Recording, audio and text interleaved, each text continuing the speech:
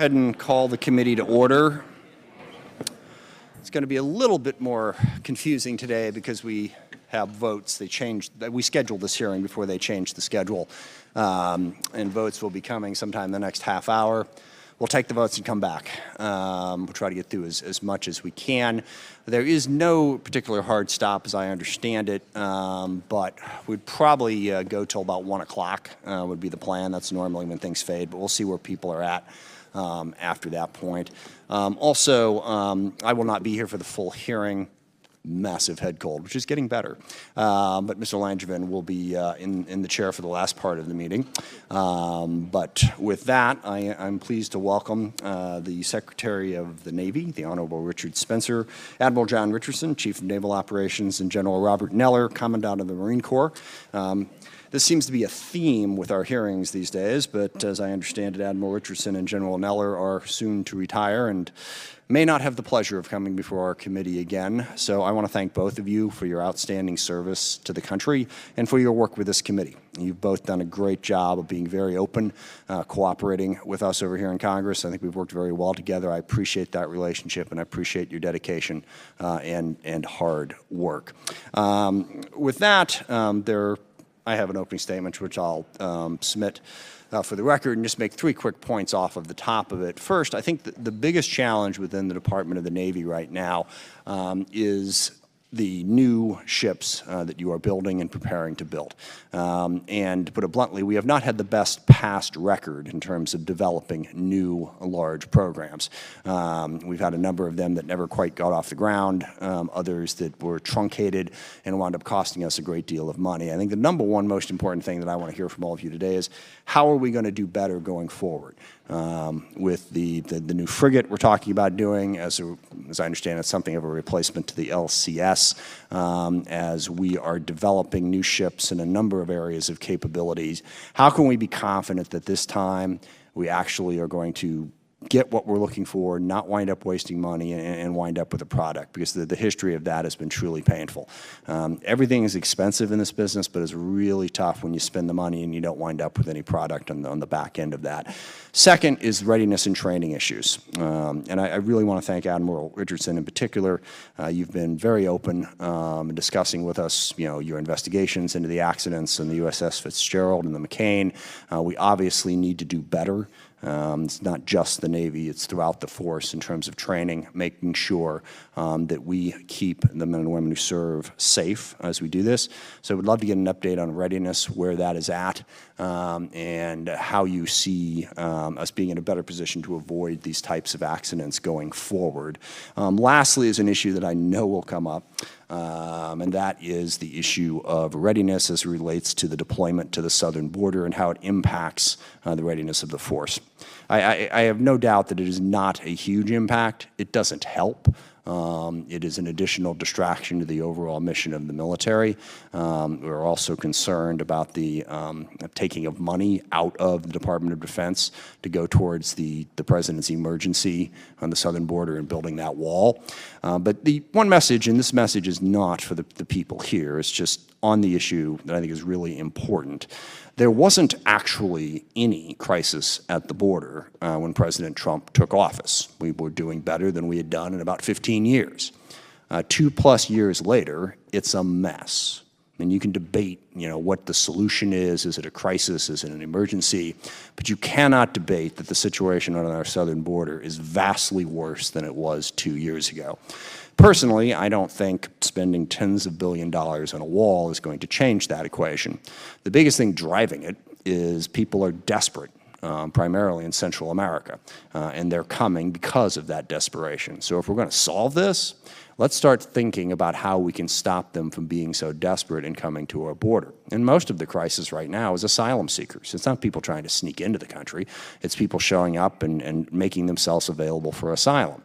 And I don't know exactly what policies have led to this, but there are a couple that don't help. One, we have dramatically reduced the number of people being allowed in as refugees. We are making asylum tougher and tougher to seek, so people out there are desperate. They don't see a process.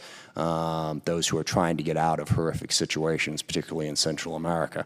Latter, with a daily threat of closing the border, folks feel like this is it. If they don't come now, they're never going to have a chance. Sorry, not lastly, one other thing. Cutting off aid to the Central American countries that are struggling, that are beset with violence and poverty and a lack of economic opportunity, only makes it more likely that more people are going to come. We can build all the walls and send all the troops and set up all the sensors and do everything we've got as long as we create a situation where more and more people are going to try to come into our country.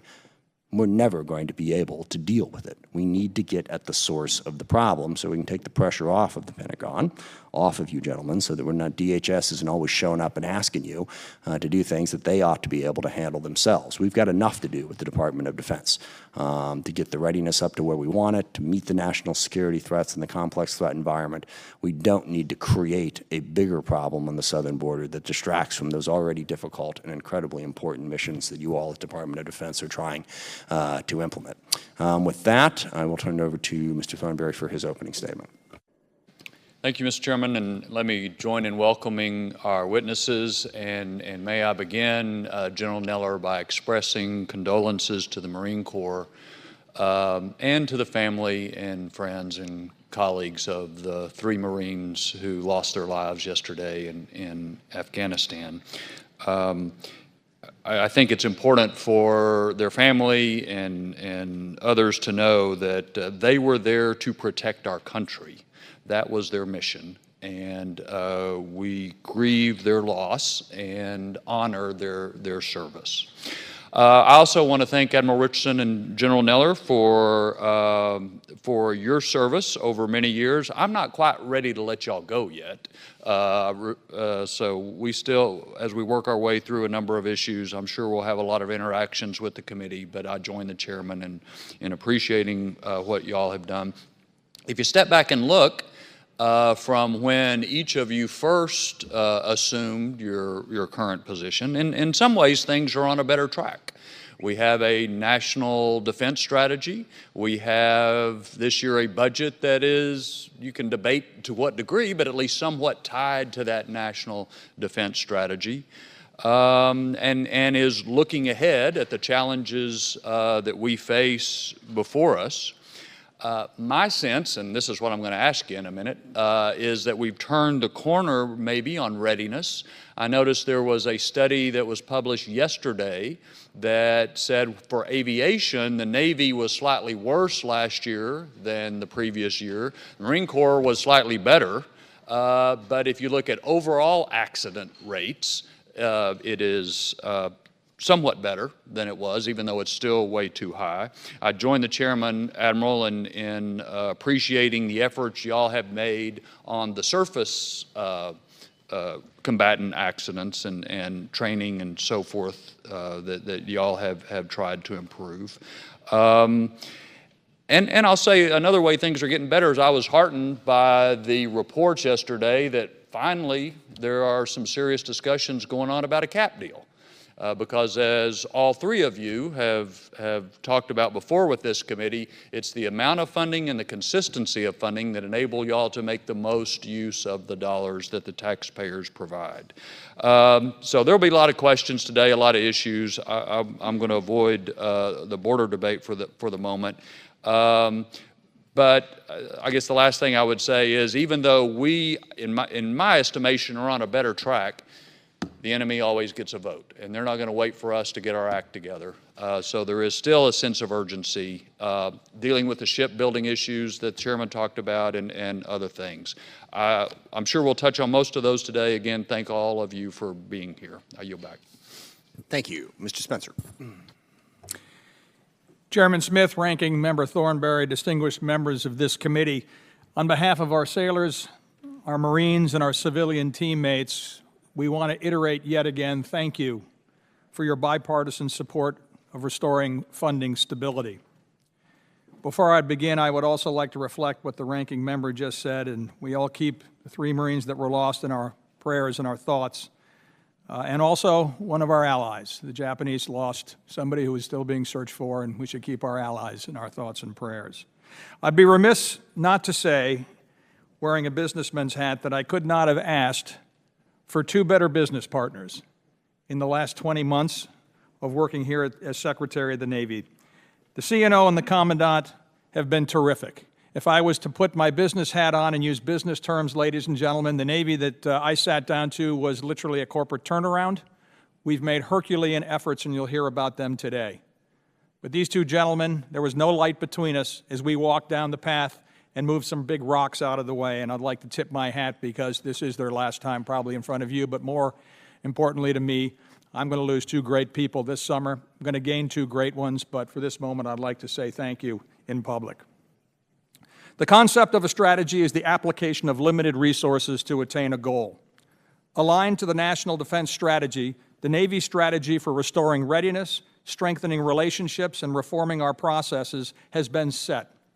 And we build on that with a disciplined focus on people, capabilities, and processes. This budget prioritizes a strategy-driven, balanced approach to investment.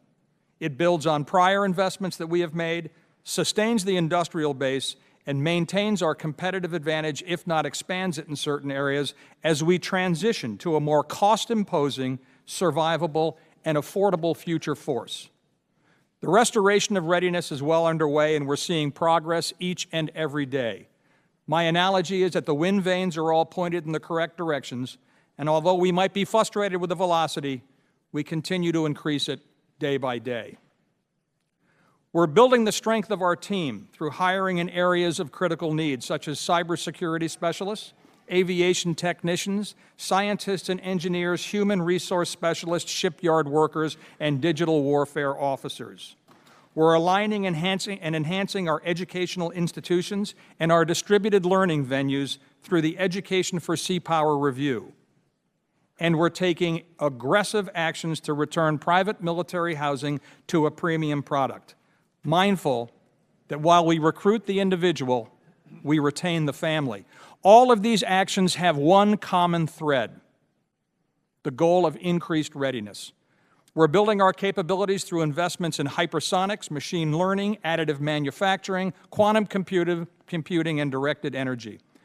We're building the fleet in pursuit of a 355-ship Navy, manned and unmanned, to include the Columbia-class submarine, next-generation frigate, remotely piloted sea platforms such as Sea Hunter and Orca. These efforts are increasing lethality through our increased distributed maritime operations. To reach the Secretary's goal of 80% mission-capable tactical aircraft, we've realigned investments into spare parts, aviation engineering, logistical support through our newly created Navy sustainment system, incorporating best practices from outside the wire, or, as we might say, from commercial airline maintenance leaders.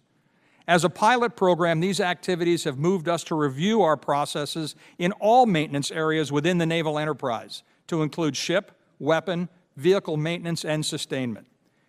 Driven by the Marine Corps Force 2025 capability investment strategy, we're investing in the amphibious combat vehicle, loitering munitions, and unmanned logistical systems in order to maintain and, as I said earlier, expand our competitive advantage on the margins. Exercising the Marine Corps operating concept is moving us to rapidly progress as a continual learning organization as we adapt and experiment in our new competitive environment. Yet while we effect the aforementioned, the Marine Corps is also contending with the unprecedented double impact of Hurricanes Florence and Matthew, which together damaged or destroyed more than $3.7 billion of infrastructure across many of our East Coast installations. Camp Lejeune, as many of you know, is our primary force generator for naval services, directly contributing to the capacity and readiness of our force. That area took the majority of the blunt impact of the storm. Over the past year, we have meaningfully increased our interaction with our allies and friends. Exercising and education have strengthened the ability to operate and therefore increased the depth of our collected ability to deliver the forces required. Compared to a year ago, the increase in this depth of our relationship with our allies and friends has been the prime contributor to the good of this outcome. Our Navy has implemented 91 of the 111 Readiness Reform and Oversight Council recommendations, transforming a culture of accepting risk to one of understanding and managing risk. We've reviewed and are in the process of reviewing the remediation of our business processes following our first ever top-to-bottom audit. The great news on the audit is, ladies and gentlemen, it's now proving to be a tool where we can leverage lethality. We're using this information to streamline operations and to reimagine how support functions can be modernized to drive continual learning, therefore producing ever-increasing efficiencies for the American taxpayer. We owe it to them to ensure every dollar we invest, every dollar, is invested in the most effective manner possible. I'm proud to work with this committee to keep that promise. Thank you. Thank you, Mr. Secretary. Admiral Richardson. Thank you, Chairman Smith, Ranking Member Thornberry, and distinguished members of the committee for the opportunity to appear alongside Secretary Spencer and General Neller to discuss the Navy's fiscal 2020 budget. President Jefferson wrote, "Industry, commerce, and security are the surest roads to the happiness and prosperity of our people."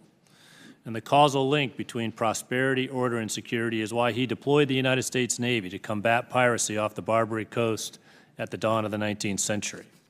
And it's why, for over 2 centuries, we have helped keep the seas open for all and oppose those who seek to control the seas at the expense of America and her allies. Today, as outlined in the 2018 National Defense Strategy, nations like China and Russia are attempting to do just that, to stem the tide that has steadily lifted all boats by unilaterally redefining international norms on terms more favorable only to themselves. The nation and the Navy are responding, with more than 60,000 sailors deployed aboard nearly 100 ships and submarines at this very moment, by sustainably operating around the globe, advocating for our principles, and protecting our national interests. To maintain this worldwide posture, the President's budget offers a strategy-driven, future-leaning, balanced approach to deliver a naval force up to the task in this era of great power competition. The single most effective way to maintain our strategic momentum is to provide adequate, stable, and predictable funding. This makes everything possible. It solidifies strategic planning, incentivizes our commercial partners, and mitigates operational risk by maximizing our planning and execution time. The foundation of naval power is our force of talented and well-trained sailors. And important to our success, we remain committed to recruiting and retaining diverse shipmates whose intelligence, curiosity, energy, different backgrounds, and varied viewpoints will catalyze the speed and quality of decisions we need to outperform our adversaries. As well, working with Congress, we continue to transform our pay and personnel systems to 21st century standards. This budget builds a bigger fleet, 55 battle force ships over 5 years, preserving our industrial base and strengthening our ability to prevail in any warfighting contingency. This budget fully funds the Columbia-class ballistic missile submarine program, fulfilling our existential imperative to deter a nuclear attack on our homeland. This budget builds a better fleet, fielding state-of-the-art systems that are more agile, networked, resilient, and lethal. This budget recognizes that aircraft carriers will be central to winning the future fight, which is why it invests in the Gerald R. Ford class, delivering far more combat power for less cost over their lifetimes than their Nimitz-class predecessors. And this budget builds a ready fleet, steaming days to exercise at sea, flying hours to train in the air, sufficient quantities of ammunition and spares, the resources to conduct maintenance today and in the future as the fleet size grows. Meeting the nation's and the Navy's responsibilities is not easy. It requires us all to work together, but this is what great nations and only great nations can and must do. At the dawn of the Cold War, as the nation took on the challenge to go to the moon, President John F. Kennedy, a naval officer, said, "We do these things not because they are easy, but because they are hard, because that challenge is one that we are willing to accept, one that we are unwilling to postpone, and one that we intend to win." I'm grateful to this committee and your colleagues in the Congress for continuing this important work. We look forward to sailing alongside you to build and deliver the safest Navy for our sailors, the strongest partner Navy for our friends and allies, and a Navy that's the worst nightmare for our enemies. I look forward to your questions. Thank you, Admiral. General Neller. Chairman Smith, Ranking Member Thornberry, distinguished members of the committee, I'm here today to testify on the posture of your Marine Corps. I appreciate this opportunity to be here and look forward to your questions. I know this committee, the Congress, and the American people have high expectations for our Marines. As our nation's expeditionary force and readiness, you expect your Marines to be ready to operate forward with our Navy in the contact and blunt layers of the global operating model and to assure our partners, deter our rivals, and respond to crises across the range of military operations. And if that deterrence should fail and we are called to fight, you expect us to fight and win. As we hold this hearing, approximately 41,000 Marines, along with our Navy shipmates, are forward deployed or postured in more than 60 countries around the world, some in harm's way, as we were reminded of 2 days ago. All engaged, doing exactly what you would expect of them. Throughout our history, you've called upon your Marines to respond immediately to crisis around the globe, either from the sea, from forward bases, or from home station. To meet your intent to be ready to suppress or contain international disturbances short of large-scale war, we strive to prevent war by assuring our allies and deterring our rivals with ready, capable, and persistently present expeditionary forces. Forward-postured naval forces, your Navy Marine Corps team, remain critical to that end, providing the nation a significant operational advantage through maneuver access and our presence. Supporting day-to-day operations through theater security cooperation, building partner capacity, providing when required humanitarian assistance and disaster relief, or supporting current global contingencies requires your expeditionary force and readiness to be present. We recognize the strategic environment is constantly changing, requiring adaptations to our organization, our training, our equipment, and our warfighting concepts in order to provide our nation the most lethal naval expeditionary force it demands. Your Marine Corps remains committed to building the most ready, capable, and adaptable force the nation can afford. This requires hard choices as we balance our commitments to current operations, work to continue to improve our readiness, and pursue modernization efforts designed to increase our competitive advantages over our adversaries. Thanks to your efforts in Congress to provide increased and on-time funding, you have made some of these choices far less difficult. Still, we remain challenged by the lasting effects of Hurricanes Florence and Michael that hit the East Coast last fall. The financial cost of these storms totals $3.7 billion, but the impacts go much deeper. I look forward to answering any of your questions on this issue. I do want to thank the Office of the Secretary of Defense, the Congress, and the administration for their work in support and approving a $400 million of reprogrammed resources so we can begin immediately to address some of those needs at Camp Lejeune and the North Carolina area. The Marine Corps continues to work tirelessly to address our remaining shortfall for this year, but we are prepared to make the decisions necessary in the short term so that we continue to train and be ready, repair our facilities, and continue to increase our readiness. Despite these challenges, the Marine Corps remains on the right path as we implement the National Defense Strategy. We continue to develop effective warfighting concepts and invest in the right capabilities while experimenting ruthlessly to validate these choices. Most importantly, to the success of your Corps, we continue to be able to recruit and train the most qualified men and women our nation has to offer, men and women who raise their right hand, desire to earn the Eagle, Globe, and Anchor, and ask to serve something greater than themselves and represent the best our nation has every day around the world. The Navy Marine Corps team remains our nation's naval expeditionary force in readiness, forward deployed, postured, and competing every day. And with the Congress's continued support and commitment, we'll ensure that if we must send our sons and daughters into harm's way, they will have every advantage our nation can afford and provide. As was mentioned, this is likely my last opportunity to appear before this full committee as I close out 44 years as a Marine and the last 4 as a Commandant, and I want to personally thank this committee and the Congress for the support you show every day to your Marines. Thank you, and I look forward to your questions. Thank you, General.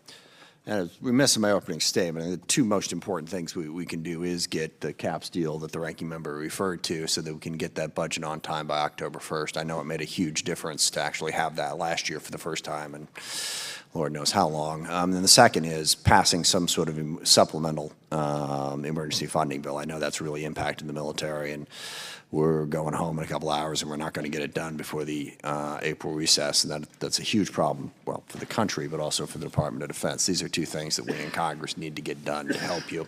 Just one area of questioning, Mr. Secretary, is my opening comments about as you're developing new platforms, moving forward with the Columbia-class submarine, having a replacement for the large surface combatant ships. What have you learned? I know we've talked a lot about your efforts to try to figure out how to be more cost-effective in acquisition and procurement to bring some of your business skills, and I've been very impressed with what you guys have done in terms of making it more efficient and more effective. But this is the big stuff. This is the billions of dollars. What did we learn from the mistakes of the past, from the expeditionary fighting vehicle, from the DDG 1000, where we wound up with only 3 ships, from the U-class? What have you learned from that that's going to be different as you move into these large new procurements that are going forward so that we can actually get a product in a cost-effective way? Chairman, day one arriving, the whole approach that I'd had with industry is that we truly do have to become partners, and that's not just words. My definition of partners is shared risk, shared return, and benefits. Aligning ourselves with people who can solve our problems and have skin in the game is the best fundamental formula that we can have. We've moved closer and closer towards that as we go forward. We've increased the actual understanding. If I may, and I'm sorry to interrupt, but that's all kind of generic speak. What I would love is, what's a concrete example? Gosh, here's what we did wrong, here's why I want, and here's how we're going to do it different this time. Just 1 or 2 concrete examples. Fine. Concrete examples. Using technology that's available to us off the shelf in designing ships and building ships. We now have digital tools versus paper. Huge savings in that regard. The concept of modular building, increasing modular building. Do we force that upon the contractor themselves? No. Do we help them and steer them? Do we work together? Yes, we do. Again, cost savings in that regard. Requirements, focusing requirements and understanding that the contractor is in the game. And the reason I led with that, Chairman, is we have to know what is the best solution that they have. To walk into the marketplace and say, I want this, this, and this, and this, without the supplier going, wow, if you took this path, I can save you 15%. That is the two-way communication that's really helped us going forward as far as partnership goes. Yeah, that's exactly what I want to hear, and that makes sense, and that's incredibly important going forward to make sure that we follow through on that. We got votes coming up, so I'll cut this short and go to Mr. Thornberry. Admiral and Commandant, I mentioned at the beginning, my sense is that we've turned a corner on readiness, but we are certainly not where we need to be. And I would appreciate each of you kind of stepping back and giving this perspective of where we've been, where we are, and where we're going on the broader readiness issues that we've talked about with this committee so much. Thank you, sir. I'll take the first stab and then hand it off to the Commandant. First is that we funded those readiness accounts. And so since I've been CNO, we've been steadily funding those at pretty much the requirement or the maximum executable. And that's allowed us, particularly in the enabler accounts, as we call them, the parts, the engineering, and everything to support readiness, the flying hour program, the steaming hour program, maintenance programs, all of those have been funded. Then in response to the collisions in the 7th Fleet, as we briefed, we've got a comprehensive review and a program. The Secretary highlighted the number of measures that we've taken, but really what we've done is working on a change of culture there. So the first thing we did is reestablish schedule discipline out in the 7th Fleet. And we don't send a ship out to do a mission until they're maintained, trained, and certified to do that mission. And that return of that discipline has ensured that our ships are ready to go. With respect to the training required, both pipeline, career-based training, as pointed out in my written statement, the amount of sea time experience that an officer will get when they take command is almost double now with this near career path than it was before. As well, the schoolhouse training has increased at every level of an officer's career, and not only in amount but also quality, as we've brought in a lot of high-fidelity simulators to enhance that training and complement the at-sea training. And so really we've moved from a climate where we needed to make sure that we were safe to operate, then able to comply with all requirements, now really striving towards that culture of excellence, measuring ourselves the whole way to make sure that we are achieving the goals that we set out to achieve. And just briefly, Admiral, how far do we have to go? Well, this is really establishing a new normal, sir. And so I would say that in many ways we are at that new normal. Some of this is going to be career-long types of things. And so we need to, I would advocate for letting this program have some run time so that we can see some of the longer-term benefits before we start to make changes. That was one of the symptoms of the past, is that we kept moving the goalposts. And so I think we've got ourselves on a good course. Many of the near-term goals have already been met. Some of the longer-term goals are going to be career-type things. And then these simulators are going to be in place in the next couple of years. So I think we're on a good track, sir. Chairman or Ranking Member Thornberry, you ask if we turn the corner. It's like being too ready is like having too much money or being too good looking. It's impossible to be too ready. So have we improved? Absolutely, and I can quantify that for you, particularly with aviation. More hours flown, more ready aircraft, the goal of 80% TAC air, which means we're, based on OSD standards, we have 10 squadrons. They're supposed to have 12 jets, which means we got to have 96 jets that can fly. We've been up into the 80s, so we're continuing to strive for that, and we may make it like for 1 or 2 days, but it'd be very difficult to sustain that level. But as the CNO said, we had not previously funded the readiness accounts. The training piece of this is even more different because at the same time we have current operations, we're trying to modernize those capabilities to be able to be effective for the current op, and we're trying to change the force fundamentally for what we anticipate the fight to be in the future. So a lot of the training changes that we've been able to do because of the resources allow us to fight more against a peer adversary as opposed to operate in what we've done in the last 17 years, 18 years, which is a counterinsurgency, stability, counterterrorism fight. And it's fundamentally different, having to consider mentally the training aspects to fight against an adversary who has an Air Force, who has long-range fires, who can jam your nets, who can take down the network. And so obviously those capabilities are things that we need to look at now, our ability to operate in cyber, in the information domain, to protect our network, which is our friendly center of gravity, the thing that we have to protect to be able to operate. So are we making progress? Absolutely. Turning the corner, we continue to make progress, and we're never going to be satisfied that we're too ready. Sir, if I could just add on a little bit, the Congress has been working really hand in hand with us here. We talked, both the Commandant and I, about funding, and I would say since the 17 requests for additional appropriations, the 18 and 19 budgets, that's helped tremendously. We hope to keep that momentum. Thank you, Mr. Chairman. The only thing I'd say is by turn a corner, I mean, it's not getting worse. It's getting better. That's the corner. No, it's quantifiably better, and I can show you the metrics for that. Yes, sir. Yeah, I appreciate it. I yield back. There are always more corners, but it's good to have that one turn. I agree with the ranking member. We've made an enormous amount of progress. Votes have been called. We're going to get through one questioning and then go. So we'll start with Mr. Langerman. Thank you, Mr. Chairman. I want to welcome our witnesses here this morning.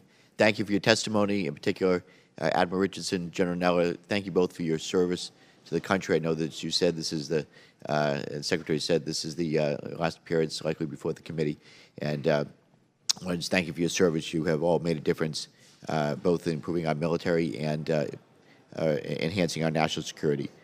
For that, we are grateful. Secretary Spencer, if I could start with you.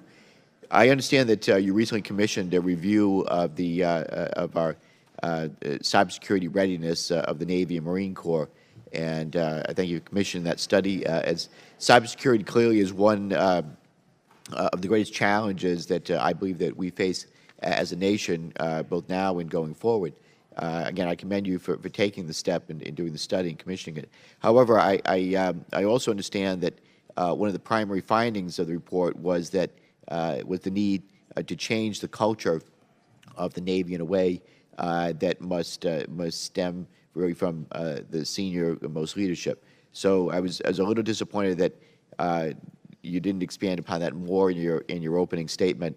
But if going forward, if you can expand upon that right now, because the bottom line is, if you don't prioritize it, how can we expect your deputies to do so? So can you help the committee understand what you're doing in response to the review's recommendations. Congressman, thank you. I could spend a day on this topic, and it is a high priority topic, if not one of the highest. And one of the things that came out of the study, and the reason we had the people on the study that were there, was to look outside the wire and see some of our compatriots in large organizations who have gone down the cyber path and the learning curve. J.P. Morgan, Caterpillar, large corporations. And in every single case, it starts at the top. You hit the nail on the head. It is a cultural issue, and it is a mechanical issue. It is a hygiene issue for data, and it has to be led at the top. We have right now, one of the members of the group who did the study is on board in Navy right now, prioritizing the findings that he helped write to put together our remedial plan to go forward on the cyber issues facing the Navy Marine Corps team. Okay. I look forward to working with you on that. Most Clearly, definitely. Our enemy's adversary is not standing still in this, and they've used this asymmetric technology to undermine our advantages, and we want to make sure that we're as resilient and strong in that area as possible. Secretary, I wanted to say I'm concerned about the resiliency of the Navy and Marine Corps bases to the effect of climate change and rising sea levels.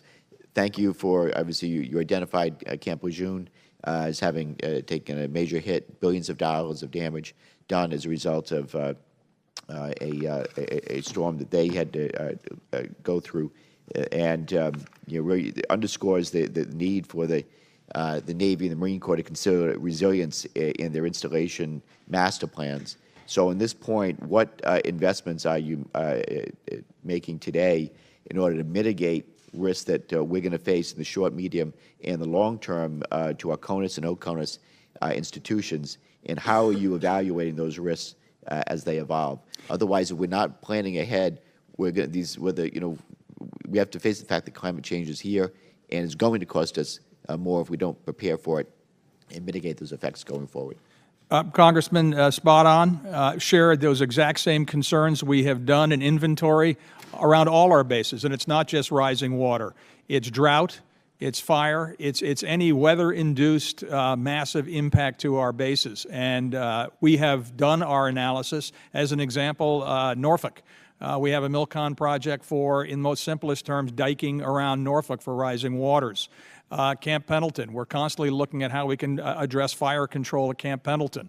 All our seaside bases, we are looking at what we can do going forward with all our projects to add into those projects rising water and or weather-related events.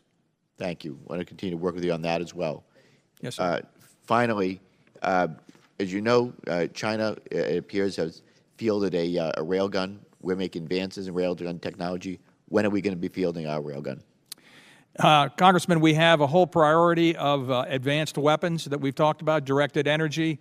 Railgun is in there. I'll defer to the CNO quickly on the actual technical application there. It is a priority. Put it this way, it has been prioritized within the Navy. We are focusing on some other areas that we think are probably more productive when it comes to a weapon. But, CNO, I don't know if you have anything to add to that. Sir, we're continuing to work on the railgun. The gentleman's time has expired. I don't want to rush you. Sorry, I should have said this up front. I try to keep people to the 5 minutes and not have to do that. But if you got something quick, Admiral, go ahead. Since we're continuing. We're working on integration. We're going to take the railgun out to White Sands, and we've made some great progress, not only on the gun itself, which is a lot of energy in a short period of time, but also on the projectiles, the high-velocity projectile. There's as much a benefit from that program as anything else because they're adaptable to other guns as well. So there's money in the budget to advance this program this year. Thank you, Admiral. I apologize. I should point out for the witnesses. We try to keep them to the 5 minutes as much as possible, and I don't want to cut you off in mid-word, but we'll try to move it on. We have 5 votes, I think. Doing the math, and it pains me to say this, it's probably going to be about 11:45 before we get back. We don't move too quickly over on the floor, regrettably. So we'll just plan on reconvening at 11:45.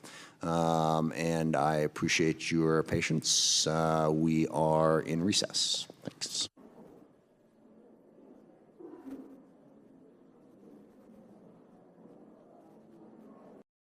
With that, I'll yield to Mr. Wilson for 5 minutes. And thank you very much, Acting Chairman Courtney, and Gentlemen, it's particularly an honor for me to be here with you, and thank you for your service in that I am here as a member of Congress, but also as the very grateful dad of a naval doctor who works with the Marines General at Parris Island. And I'm also very grateful and wish you well in your retirement, General Neller. You've made such a difference on behalf of our country. And Secretary Spencer, the fiscal year 2020 budget request includes approximately $10 billion for cybersecurity. South Carolina is uniquely positioned to advance cybersecurity partnerships that enhance the U.S. capabilities to compete with adversaries in cyber domain. Our Adjutant General Van McCarty is advancing cybersecurity partnerships through existing force structure with senior military colleges like the Citadel and the proximity of key infrastructure. How does this request reflect the new cyber strategy? Does this request include any programs that work with universities or industry? Thank you, Congressman. I had the pleasure of joining, I believe, Senator Scott down in Charleston about 2 or 3 weeks ago, and he introduced me to the Military Contractors Association down there. And we also had a chance to tour the new training facilities that are online in Charleston for the nuclear training facilities.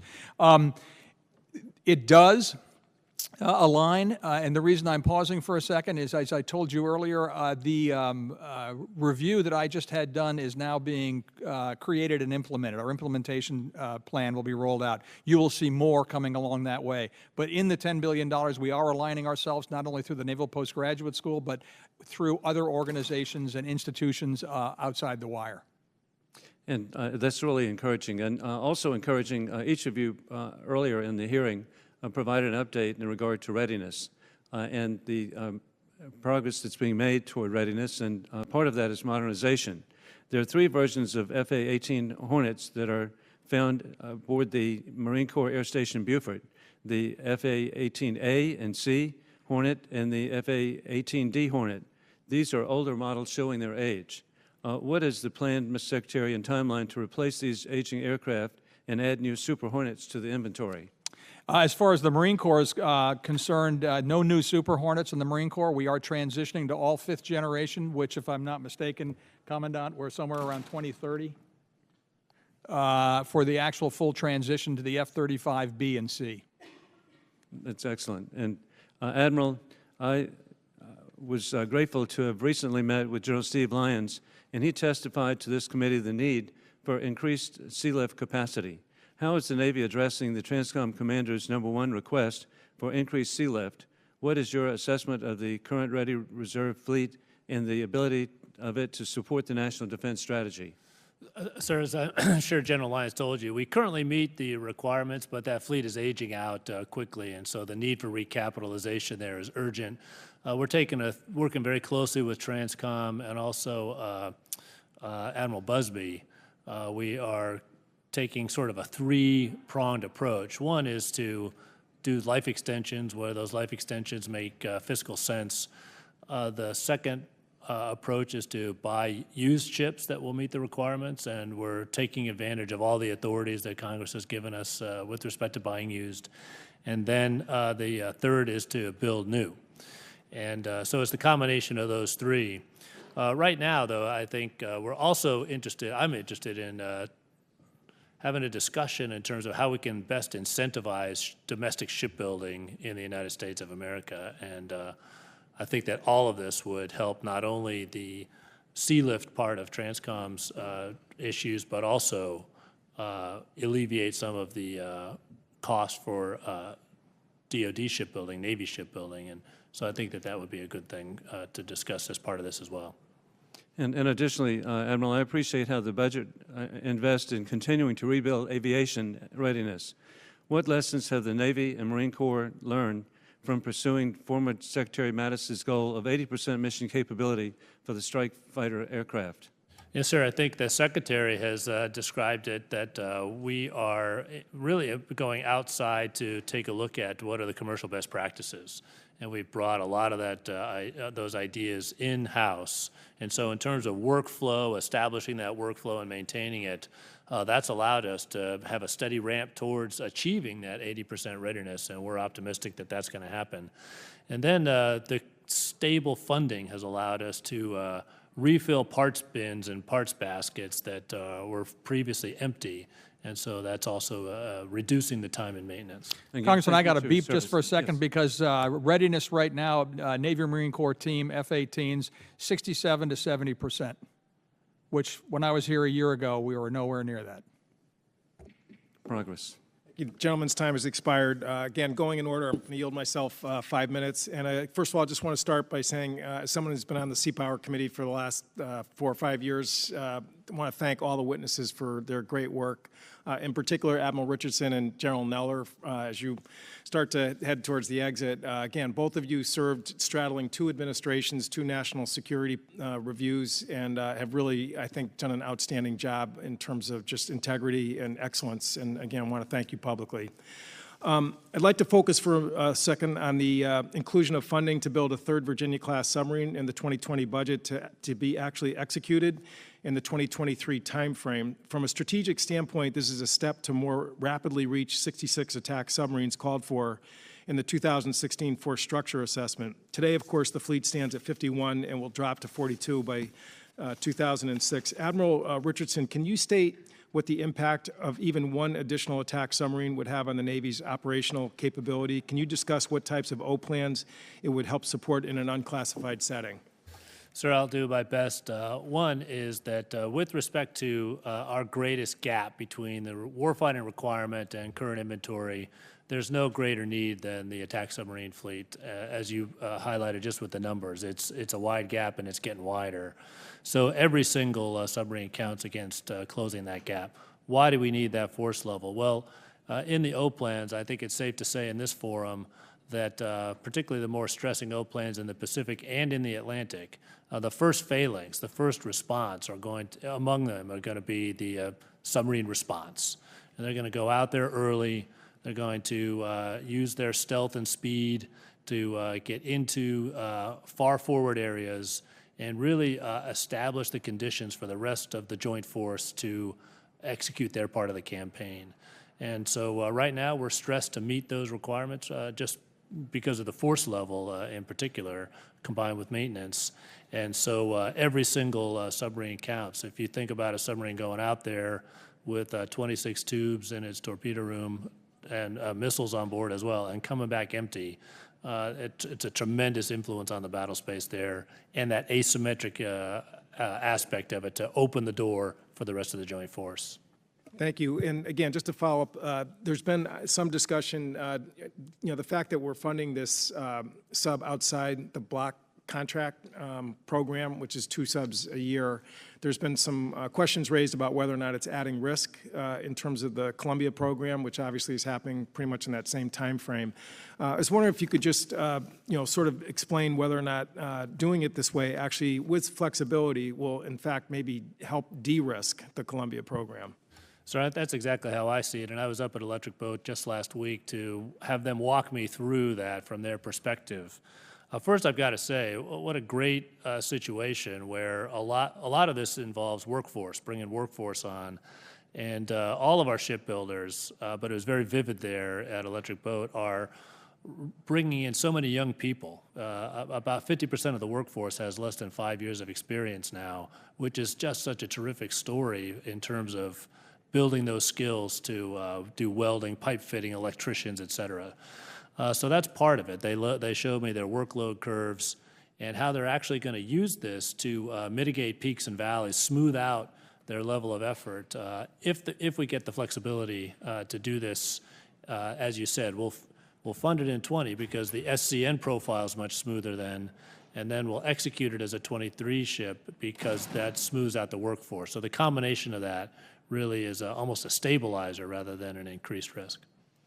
Thank you, appreciate that. And then one quick question. Again, one of the initiatives is the unmanned vessels that are part of the budget here. And again, I think there's enthusiastic recognition that this is where the future is going to be headed.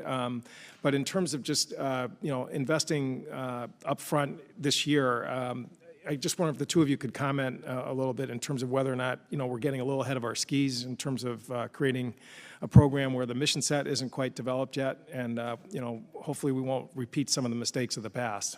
Let me go first on that, if I could, and then hand it over to the CNO.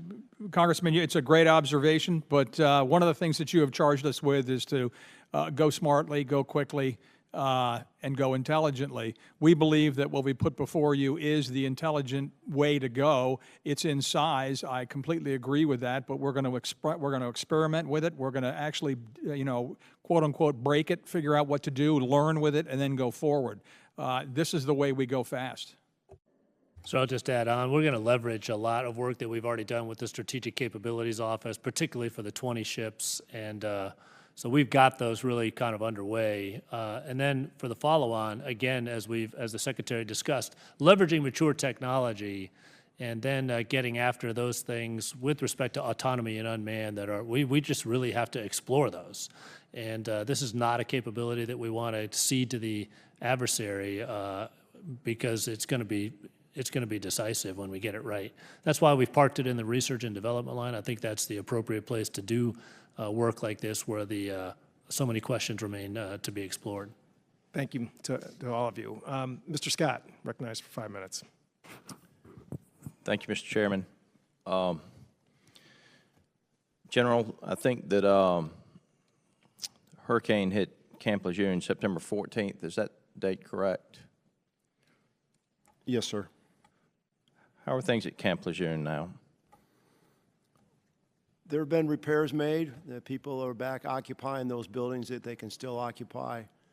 So there were two impacts. One was on the public housing, or the PPV housing. The vendor there has fixed about 50% of those houses. We've gone through and done what we could do with the appropriations and the resources we had, and we have reprogrammed some money, but we've come up with a list of about 31 buildings that we believe the cost of repair exceeds the value of the building, and that it'd be better off to build new. Some of those buildings were already in the future program. We want to bring them to the left, but the end result is we have a bill.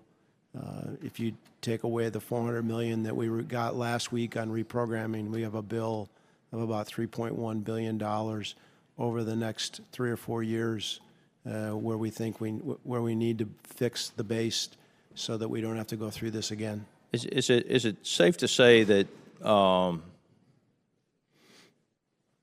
that things will continue to degrade unless some type of supplemental disaster assistance or appropriation is passed for Camp Lejeune? Well, yes, they will. Otherwise, we're going to have to figure out how we're going to have to self-fund this. So whether there's reprogramming done within the department or there's a supplemental, we don't have insurance. The Congress is our insurance. Yes, sir. So as is the White House. It's Congress and the White House. It takes both to get disaster relief passed. Yes, sir. Hurricane Michael hit my district, and we haven't received disaster assistance yet either. I know Vice President Pence, who I have a tremendous amount of respect for, flew down there in two Marine Corps Ospreys on October 16th. We are with you, and we will stay with you until we rebuild and recover better than ever before, is the statement. And yet, to this day, we have not received a request for disaster assistance from the Office of Management and Budget. And I'm a little taken back with what's happened at Camp Lejeune and with the Corps and the damage and the need that you have for a supplemental appropriations bill, as well as the Air Force, who has basically had to take what they had in operation and maintenance money left over and use it to rebuild as best they can Tyndall. And now the Air Force is about to be in a situation where they're going to be stopping flying unless some type of supplemental appropriations is done. Congress is about to go on vacation for 2 weeks. The White House hasn't even submitted a request for assistance, and I'm embarrassed, quite honestly, that this job hasn't been done. Now, to be clear, there's politics being played on the Senate side. If the storm had hit Vermont, or if the storm had hit New York, or if the storm had hit a blue state, then senators from New York and Vermont would not be standing in the way of this package passing. But have any of you talked with the White House about the need for a supplemental disaster assistance package? Not directly, Congressman. Secretary Spencer, I would suggest, I have a tremendous amount of respect for you. I have a tremendous amount of respect for both of you, too. But I think the number one thing you could do for the men and women in the Navy and the Marine Corps is to speak directly with the White House about the need for supplemental assistance. I do not think that the President of the United States, I do not think President Trump would be allowing Congress to go home for 2 weeks if he knew what was about to happen to the readiness of the Air Force and the Corps. I think that he would be challenging us on to stay here and get this job done, and I think that we could get beyond the petty politics in the Senate, but we want to be a part of the solution. I'm embarrassed that we're going home. These storms hit 7 months ago for you. They hit 6 months ago for me. Farmers in my area are filing bankruptcy, even though they were promised disaster assistance. It hasn't come. You guys need it just like we do. And I hope, Secretary, that you and the other secretaries will speak with the White House about the damage that's going to be done by not getting a disaster relief bill passed before we go home for Easter. Thank you. Thank you for your service. Thank you. Mr. Golden. Thank you. Secretary Spencer and Admiral Richardson, I want to talk just a little bit about shipbuilding readiness for a moment. The Navy's FY20 report to Congress on the annual long-range plan for construction of naval vessels noted, and that's a quote, that a healthy and efficient industrial base continues to be the fundamental driver for achieving and sustaining the Navy's baseline acquisition profiles, and that the shipbuilding base is a matter of national security that's unique and must be protected. As leaders, I know you both know from experience that producing people with the right skill sets isn't just not something that occurs overnight and takes a great deal of training and instruction. So I was very pleased by both of your remarks where you put an emphasis on the importance of education and training, as well as support for both public and private shipyards. And as you know, trained shipbuilders, we've got some great ones up at Bath Iron Works, and it's something that it requires some time and investment in workers. It typically takes like 5 to 7 years of training in order to get someone to achieve shipbuilding proficiency. And with the Navy's plans to expand the fleet, I wanted to hear your thoughts on what you're doing to encourage young men and women to enter into the shipbuilding profession, and what you're doing to help private and public shipyards with recruitment. I think about this in regards to younger folks, whether they're coming out of high school or looking to get into the trades, or even individuals like myself leaving the service who are looking for potential career opportunities. Is anything that you are doing with the shipyards for recruitment or training, and what can Congress do to assist and help you reach the objective? Congressman, that's a great observation, and it's happening throughout the whole shipbuilding industry, both sides of the Mississippi, but I'm going to bring Maine out as a specific example. I was up there right after my confirmation hearing visiting Bath, and the community colleges in the area there had no exposure or no plans to have a curriculum to support what the basic skill sets are, nor the high schools. I was very encouraged on my last visit up a month ago to see that both the community college and the high schools are adopting primary skill sets and advanced curriculum in this area. I mean, it is across the board in the U.S., I think we have to address this, because at the end of the day, a level 3 welder and or any other artisan in the shipbuilding, aviation assembling field, it's a very nice career to have. So I'll just pile on to what the Secretary said and add to my comments that this is really something that's exciting around the nation, and every one of our shipbuilding centers and ship repair centers as well, both public and private. With respect to the public shipyards, oftentimes we're sort of drawing from the same pool, but it's really a team effort, right? We go out as a Navy and try and recruit. Some people want to ride and operate those ships as sailors. Some people want to design and build those ships as shipbuilders or ship repairers.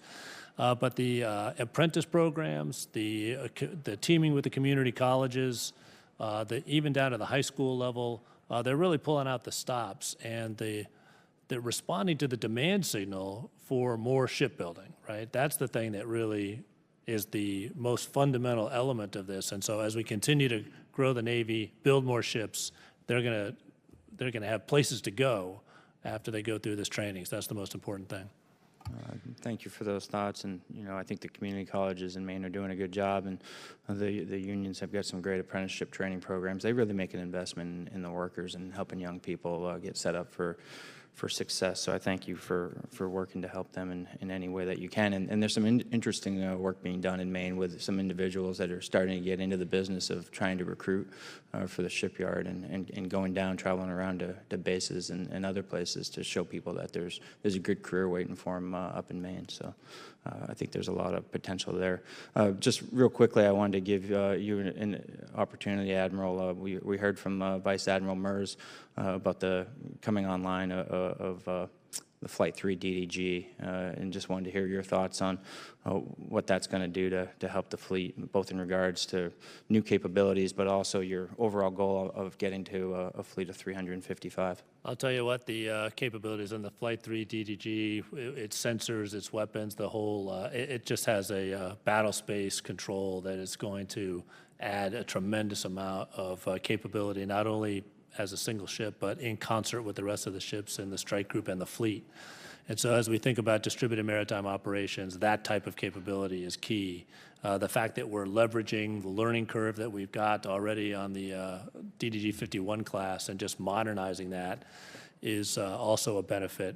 And then we're looking for the next thing as well, because with the Flight 3, the DDG is about maxed out, not a whole lot more room to expand beyond that. And so working with industry, just as the Secretary said, to bring them in early to make sure we have a smoother transition to the next large surface combatant. Thank you. Mr. Byrne for 5 minutes. Thank you, Mr. Chairman. Admiral Richardson and General Neller, I just want to say how much I appreciate your service to our country, and I want to tell you how much I appreciate your work with this committee and with me personally. It's been an honor and a pleasure to know you and to work with you, and we wish you the best of luck in the years to come. Mr. Secretary, you have been very gracious in all the time you spent with me as you've heard my worries about the small service combatant program, and I'm very pleased to see that we're making the shift to the frigate in this year's budget. So I know you've worked very hard on that, and thank you. I do continue to be concerned about the price point, because we're now, on the initial ship, we're up to almost $1.3 billion with additional requirements. And so what I worry about is, when we start getting these these acquisition programs, the costs up like this, we tend to cut back on the numbers. So are we still aiming for $800 million on the follow-on ships and still trying to get to 20? That is correct, Congressman. If anything, and I share your consternation, we have, as you know, 5 robust platforms that we're going to be entertaining, which makes this probably one of the most competitive platform acquisition programs that we'll have, so we're quite excited about that. We look at the learning curves on those hulls that are already out there, and they're very impressive. The reason I pause for a second is that I read the latest GAO report on the Columbia, and one of the things that Navy is criticized for is not estimating the costs in an appropriate manner, that we underestimated. I'm hoping, and I'm pretty confident that the number that we're projecting here is the first ship number, and it's going to be a conservative number, but we are definitely driving for the $800 million number. Well, good, because I don't think you're going to get to 20 if you jump it up much higher than 800. You know all the competition for the other ships that we're trying to construct, so please forgive me if I don't continue to bring that up. It's just a continued concern of mine. Please do. Yes, sir, I will. General Neller, I had the privilege of leading the HASC group that went out to RIMPAC last summer, and we were looking forward to getting underway on the Bonhomme Richard, but couldn't because it couldn't sail. We were also supposed to have the Boxer out there, but it couldn't participate. I'm concerned about the amphibious program and our readiness. Do I have a legitimate concern? Do you have a concern about where we are on the amphib program?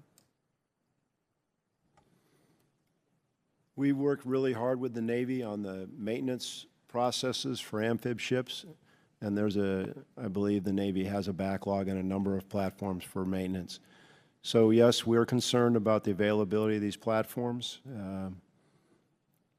This is not something that happened overnight, and we've been funding maintenance and readiness at a higher level.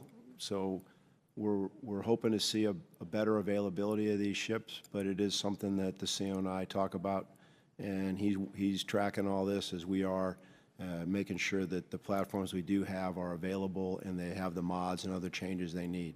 So we're not where we want to be, but we're continuing to work on it. Thank you, General. Admiral, we continue to hear more and more about China and its naval operations, and presently around an island that's in dispute, or an island of rock that's in dispute between it and the Philippines. Can you enlighten us where we are on that? Sir, I think the word for, the one word I would use to characterize that is consistency. Our actions are consistent with our words, and that's a very important body of water, the South China Sea, and about 1/3 of the world's trade goes through there. And so we've got tremendous national interest in making sure that trade flows freely through there, unthreatened. We've been consistently present in that part of the world for 70 years, and we're going to remain consistently present there and continue to advocate with our allies for free and open seas so that we fly, sail, and operate wherever international law allows. And I assume that the shipbuilding plan that you've submitted is your best estimate about what you're going to need short-term, near-term, and long-term to keep up with or stay ahead of the threat from the Chinese. It's exactly addresses that strategy in every single hull, right? It's a very strategically informed budget, and so all of the entire budget really is leaning in that direction. Yes, sir. Well, I thank you both, all three of you, for what you do. I think it's tremendously important to the defense of the country. And I certainly want to give my full support to all of your efforts. Thank you, Mr. Chairman. I yield back. Thank you, Mr. Byrne. Mr. Norcross. Thank you, Chairman. And I want to echo previous statements of thanking all of you for your service and wish you well as you move on in life. I know you won't go far. Secretary Spencer and Admiral Richardson, according to Naval Aviation long-term tactical aircraft inventory plans, 50-50 split is the percentage you're looking at between 4th and 5th generation fighters with the F-35C. The rationale between that 50-50 split across the entire globe, can you explain to us why you came up with the 50-50 split? I'll take a first cut at that, Congressman, and then offer the CNO to dive in also. In the job here that I wear, wearing the Title X hat, it's portfolio management. Obviously, I'd love to have every single thing that I asked for, but I can't have it. When it comes to bringing the F-35 into the Navy fight, this is the most efficient and effective way that we believe we could do it, which is basically to feather in the F-35 Charlie, augmented by the Super Hornets, and that is both Super Hornet new and the SLEP program for the Super Hornet. So eventually we're getting to 100% 5th gen. We also have to figure in that we have the next generation fighter, which we're now just beginning to do some analysis on, and that should be brought into the argument also. After the F-35, you're actually doing that analysis 30 years ahead or 20 years? Yes, we're starting it now. Admiral Richardson. So I'll just echo what the Secretary said. I think he captured it completely. If you look at the capability of the future air wing, it's going to include that mixture of 4th and 5th gen, each of which contributes uniquely to the air power of that air wing. And then, of course, we're bringing in the unmanned tanker as well so that we extend the range of that air wing and allow strike fighter aircraft to do the strike fighter mission instead of the tanking mission. And so it's really, a whole air wing approach as we move forward. So as you move forward to 2030 and you start dealing with the near-peer competitors, particularly in the East China Sea, do you see that ratio changing over the course of the next 20 years? We're going to stick with what we've got right now, sir, and we'll learn as we go forward. And then, as the Secretary said, we're already looking at what it's going to take to maintain air dominance even beyond fifth generation. And so we've got to start introducing that capability in the 2030s, and so it's time to get thinking about that now. Thank you. I yield back. Thank you, Mr. Norcross. Mr. Gallagher. Thank you. Secretary Spencer, your Navy cyber review, I believe, ID'd contractors as a huge vulnerability, really the soft underbelly of Navy cybersecurity. Just to follow up on what Representative Langevin talked about, could you please comment on the severity of the contractor threat? And if you would also address, I believe you're proposing a fifth Assistant Secretary for Cybersecurity. The Navy already obviously has a CIO. You have an OPNAV cybersecurity division run by a two-star. So the proposal, I think, begs the question, what are those existing positions not empowered to do that you believe an Assistant Secretary for Cyber would be able to do? To answer your two questions, Congressman, yes, one of the most vulnerable Achilles heels we have is our supplier base. And that, I think you appreciate, that ranges from Fortune 100 companies, Fortune 50 companies, on down to, I'll use the term mom and pop, the small business world. We have to be able to encompass and provide them avenues to protect our data. One reason that we're going to the cloud allows that ability to provide an avenue for some smaller organization to be encrypted, to be protected without encumbering a lot of cost on them. That is one of the things we're after. When it comes to the fifth Assistant Secretary, that will be the compilation of what we have in the organization already at the Secretariat level. And to remind you, Secretariat level is more we're a policy performer, and then the services themselves are the tactical enactors. So we'll be a support mechanism for that, providing the structure and the gray matter needed to actually put the policy out there and assist in the creation of the infrastructure around it. And just, yes, Admiral. If I could, sir, I'd just add on that we've taken some very near-term actions already, even before the cybersecurity study, in terms of tightening up the contractual relationship with a lot of those partners in the defense industrial base, and so encrypting their data at rest and in transit, two-method authentication, increasing the transparency into their systems, the oversight of those systems, the response of those systems, and so we're moving out with urgency here. And Admiral Richardson, if I could, the National Defense Strategy obviously has this massive conceptual shift towards prioritizing great power competition, China, China, China, and then Russia a distant second. But contained within that is this further conceptual shift away from reliance primarily on deterrence by punishment to doing more of deterrence by denial. How has that changed, sort of that big conceptual shift in that document, changed the way the Navy is doing business, and what role will the future frigate play in conducting deterrence by denial in the Indo-Pacific region? Well, I would say that our conceptual approach to that, articulated in the Navy strategy, the design for maintaining maritime operations, is distributed maritime operations. And so the fundamental thesis of this is that we are going to complicate any adversary's targeting problem by distributing the platforms in the fleet, keeping that very distributed and dynamic, but having a network that will allow us to mass effects, whether the payloads, if you will, kinetic and non-kinetic. I'll tell you what, the frigate is going to contribute tremendously. It's going to pack a wallop, and it's going to allow us to get out there with a number of platforms and exercise this distributed maritime operations concept. And then to follow up on that, General Neller, can you walk us through how you think U.S. withdrawal from the INF Treaty might affect your role in that fight, and specifically your EABO concept? If we have the ability to deliver surface fires beyond the range that we are restricted by in INF, that'll put us in a better position vis-a-vis other adversaries out there. So in the EABO, Expeditionary Advanced Based Ops, we believe in conjunction with fleet operations and a naval campaign that we can use a land force to help control the maritime space. And so the longer range we have, the better opportunity we have to control greater pieces of the maritime space. So if you look at the critical geography on the globe, whether the maritime choke points, they're obviously where they are.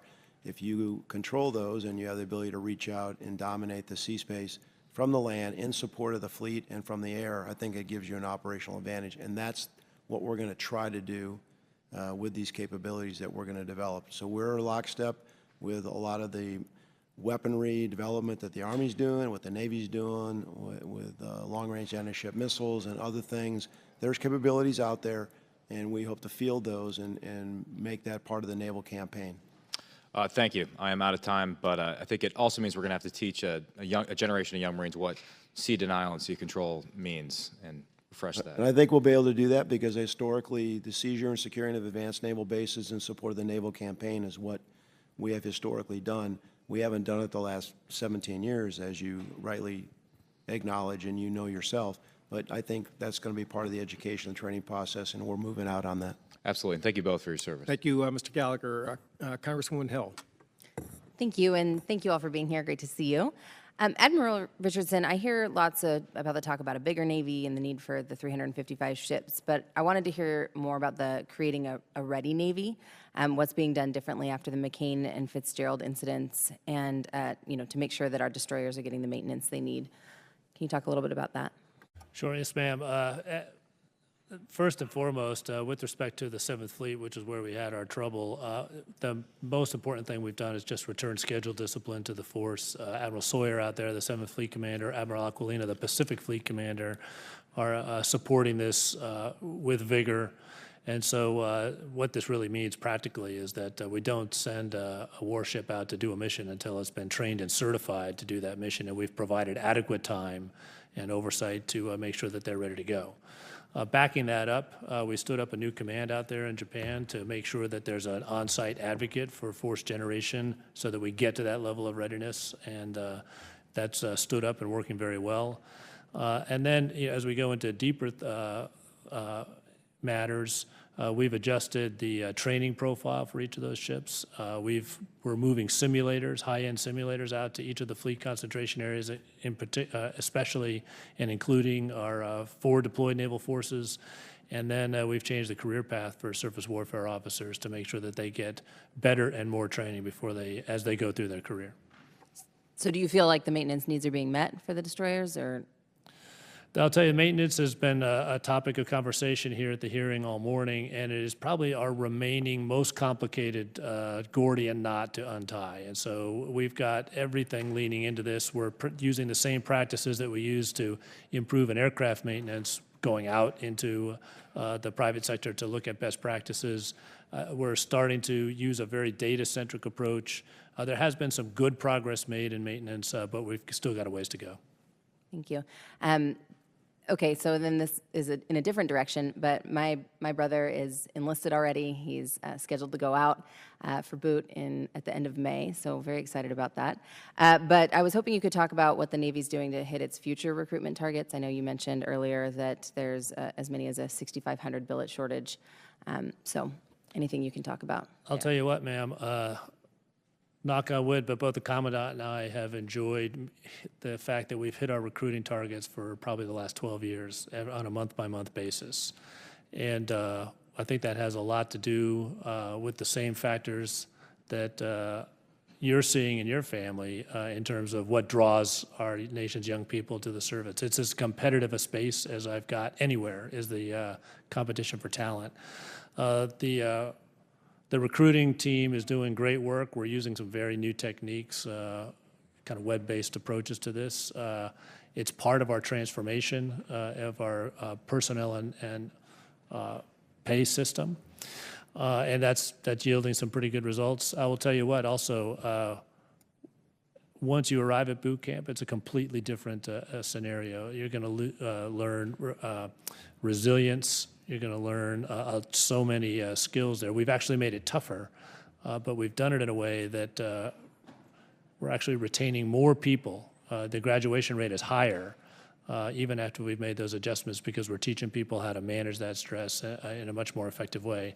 And then finally, we have to stay true to our values, which I think is the thing that attracts our young people more than anything else. Of course. So if the recruitment targets are being met, where are those shortages coming from, the 6,500 shortages? This is really a leftover, if you will, from a shortage that we experienced in recruiting in 16. And so as you think about that divot moving through time, it's going to be with us until it passes through the senior ranks, but that's where we are. The most recent recruiting numbers have been much better, and we're going to see this recover, I think, in the next year or two. Great. Thank you very much. Thank you, Ms. Hill. And Admiral, I was just out at Great Lakes Training Center and saw the transformation that Admiral Bernanke has brought out there, and everything you described is absolutely true. The morale and enthusiasm was off the chart, and he was making it tougher. Mr. Cook. Thank you, Mr. Chairman.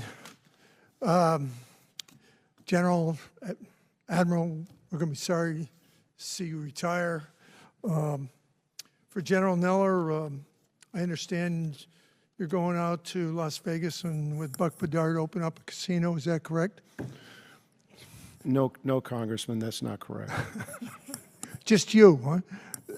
Anyway, I did want to talk about amphibious ships and the fact that two of them were cut out of the budget. Correct me if I'm wrong, LPDs. How much of an impact is that going to have on commitments? There was LPD Flight 2 and an LHA, which were moved to the right in this in the program. So we've discussed, and there was advanced procurement money provided by the Congress for both of those platforms. And so in discussions yesterday and with other hearings, we believe with incremental funding, if that was permitted by the Congress, that we could probably bring those back to the left. Are they important? Yes. We still have a requirement for 38 amphib ships. We believe 12 big decks and 26 LPD similar hull forms. And so we would like to get the 38 ships. But there's other competing requirements. I understand that. Obviously, we believe that amphibs obviously are critically important in Marines, but submarines are important in Marines too, because if we don't have submarines, we're not going to get to the fight. I have to be, as a member of the Joint Chiefs, I have to be operationally, intellectually honest about that. But as a Marine, we need both more platforms and we need more availability from the platforms we have. So I believe if we work with the Congress on be able to spend this advanced procurement with some incremental funding, I think we can move for sure the LPD Flight 2 hull form, get it sooner than where it is in the program. Sir, if I could just pile on to my partner here, is we see it the exact same way. Even with these adjustments, we are going to have 36 amphibious ships at the end of the 5-year program in FY24 against a requirement for 38. So we're taking this very seriously. With that incremental funding authority, we could get started on that LPD as soon as we get those authorities, and maybe even do better than that. I wanted to address something that's often, I think, forgotten in the budget, and that's the Mount Warfare Training Center. And you know, this thing's been around since the 50s, the reaction to the Korean War. I think it's a great training area. I was there many, many years ago, and there's a certain part of my exterior that still hasn't thawed out since the 60s, I guess I was there. The problem, I was there recently and very, very concerned about the fire danger. As you know, you can still see the red lines where the planes, it was very, very close. And the other problem is they had a great exercise up there, but I was concerned with the helicopters and everything else because there's no security for those things. You got to have troops out there. That road that they have that they goes, it's like 50 miles away, or excuse me, it's like maybe 50, 100 meters away from where the helicopters were set for the evening during that exercise.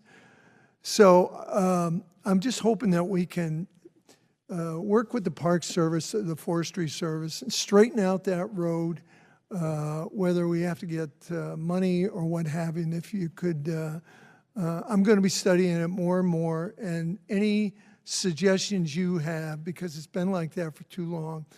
And sooner or later, we're going to have a problem there with fires or interlopers with some very expensive equipment. And they great exercise. I thought it was fantastic.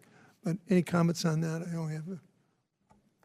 Congressman, I was just up there, and they briefed me on that northern part of the training area they want to open up and the particular roads you're referring to. So I'll get back to you with whatever particular initiatives that we need. Maybe you can help us with the Park Service to be able to improve that road and be able to open up that training area, at least for maneuver, and also so we can get into the training area from a different direction in case we have an issue that we need to address. But I'll owe you that, and I'll get back to you on that. I appreciate it. Thank you. You back. Thank you, Mr. Cook. Congresswoman Luria. Well, thank you, gentlemen, for being here today. One of the things that strikes me the most when I look at the budget is the changes year over year to a 30-year shipbuilding plan, and I'm just trying to wrap my head around why there's so many changes in just 1 year. A few examples. In last year's 30-year shipbuilding plan, we had no cruiser decommissionings through 2023. This year we have 6. We had 3 minesweeper decommissionings. Now we have 11. We're going to decommission a carrier halfway through its 50-year life cycle. And the ship-to-shore connector, we've gone from 8 to 0. I'd assume when we generate a 30-year shipbuilding plan that it would be pretty consistent year over year in the nearest years. And the way I see a 20-year shipbuilding plan at this point, it's like the Navy's Vision 2050. And if that vision changes every year, do we really have a clear vision? An example I'll give from a hearing in 2015, Rear Admiral Manazir, the Air Boss, said, and I quote, "This force structure assessment," he was talking about the 2014 one, "is sized for a U.S. Navy force to conduct a complex, multi-phase campaign against a high-end adversary in one region and to deter or impose costs in another region. This force is designed to do that all the way to 2030. So that force structure was 308. The next year in the new force structure assessment, we said it was 355, and as we know, we're pending a new force structure assessment, which you've stated is going to even have a higher number. So why are there so many changes year over year, and do we really have a long-term vision towards 2050 for the Navy? Ma'am, I think the answer to both of those questions is yes, we have a long-term vision. What has happened since 2016, I think, is indicative of just exactly how fast and quickly both the security environment is changing and also the technology landscape is changing. So each one of those platforms that you mentioned has its own justification. We're going to continue to assess the cruisers. We're going to not propose them for life extension, but we're going to take this year and study that to see if it is a good return on the taxpayers' investment, given the warfighting punch that they bring. With respect to the mine countermeasure ships, we're going so to... just in the interest of time, not to go line by line, it was really about a bigger vision, not we each do of have the a vision, things, but we also are operating in an extremely dynamic security and technology environment, and so I think that's why we're doing the force structure assessment. I would just say that I don't think I've predicted it's going to be higher or lower. I really am letting that run. Okay, well, I look forward to those results. Yes, so, Secretary Spencer, so one of the main things that concerns me is the continuous change and churn that we have within the Navy. In my own 20-year career, for example, the surface warfare training pipeline changed 4 times.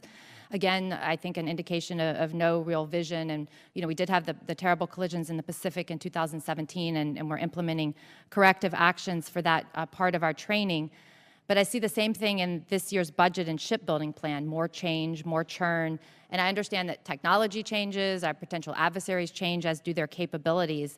But what do you think about the fact that it appears to the outside observer that the Navy doesn't have a shipbuilding plan that can stand for more than 1 year without significant changes? It doesn't bother me whatsoever, Congresswoman, because the fact of the matter is we are adapting to the changes around us. The fact that we have accidents in the Pacific and we make a change to correct it, that is change. I don't think that's churn. I would hope that you would want me to be running at full speed, and when I run at full speed, I'm going to adapt and adopt and experiment as much as I can. Okay, so Admiral Richardson, with regards to the OFRP, CVN 77 recently entered Norfolk Naval Shipyard for a 28-month availability.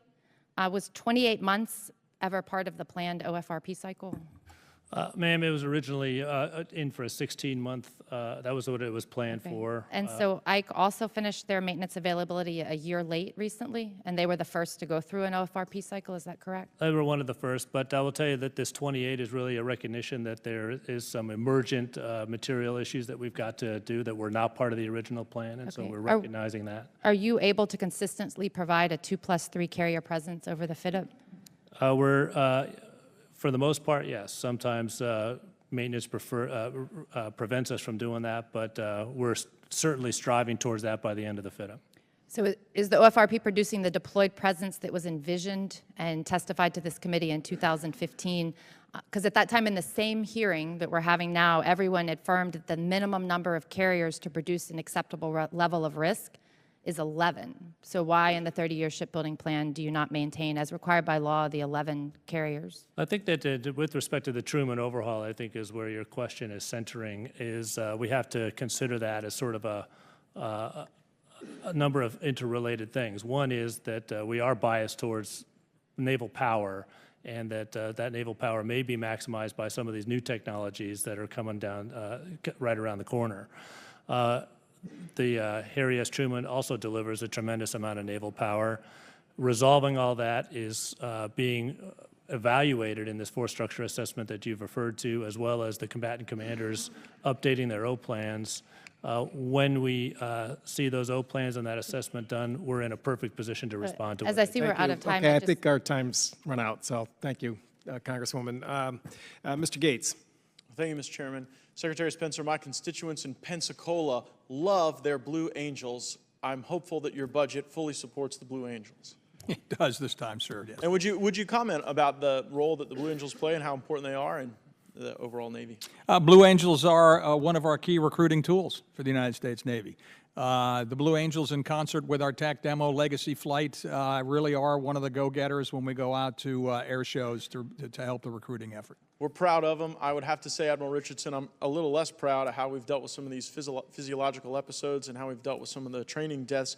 Would you comment on how the budget we have now leans into a solution set so that we don't continue to have those, particularly on the Goshawk? Yeah, I think that first I want to come and brief you, because I think when you get the details, you would be proud. And we've attacked this from a multidisciplinary approach, not only in the Navy, but we've employed NASA, the private industry, and just about everybody who can help us here. We've employed the diving community to help us understand this better. It's about as complicated a problem as you can describe, the interface between a high-performance aircraft and a human body. But we're stepping through in a very disciplined way. We've seen in general the trend of those physiological episodes go down, in some cases almost being eliminated from certain type model series, and we look forward to making future progress. I look forward to that briefing. One of the concerns I have is that when I visited NAS Pensacola, only one of the training simulators had a hypoxia-enabled OBOG system. And what I heard from the leadership and the students there is that if all of the students know that there is but one simulator that has the hypoxia simulation, then it misses the point of training students how to diagnose a physiological episode and then deal with their emergency protocols. Is there any thought given to how we train those students to react to those symptoms? And is it your view that maybe having more than one trainer with the hypoxia-enabled OBOG system might assist in that training? I will say that a consistent approach to us responding to this is to increase the training across the entire naval aviation enterprise in terms of how pilots recognize and respond to a potential physiological episode in the air.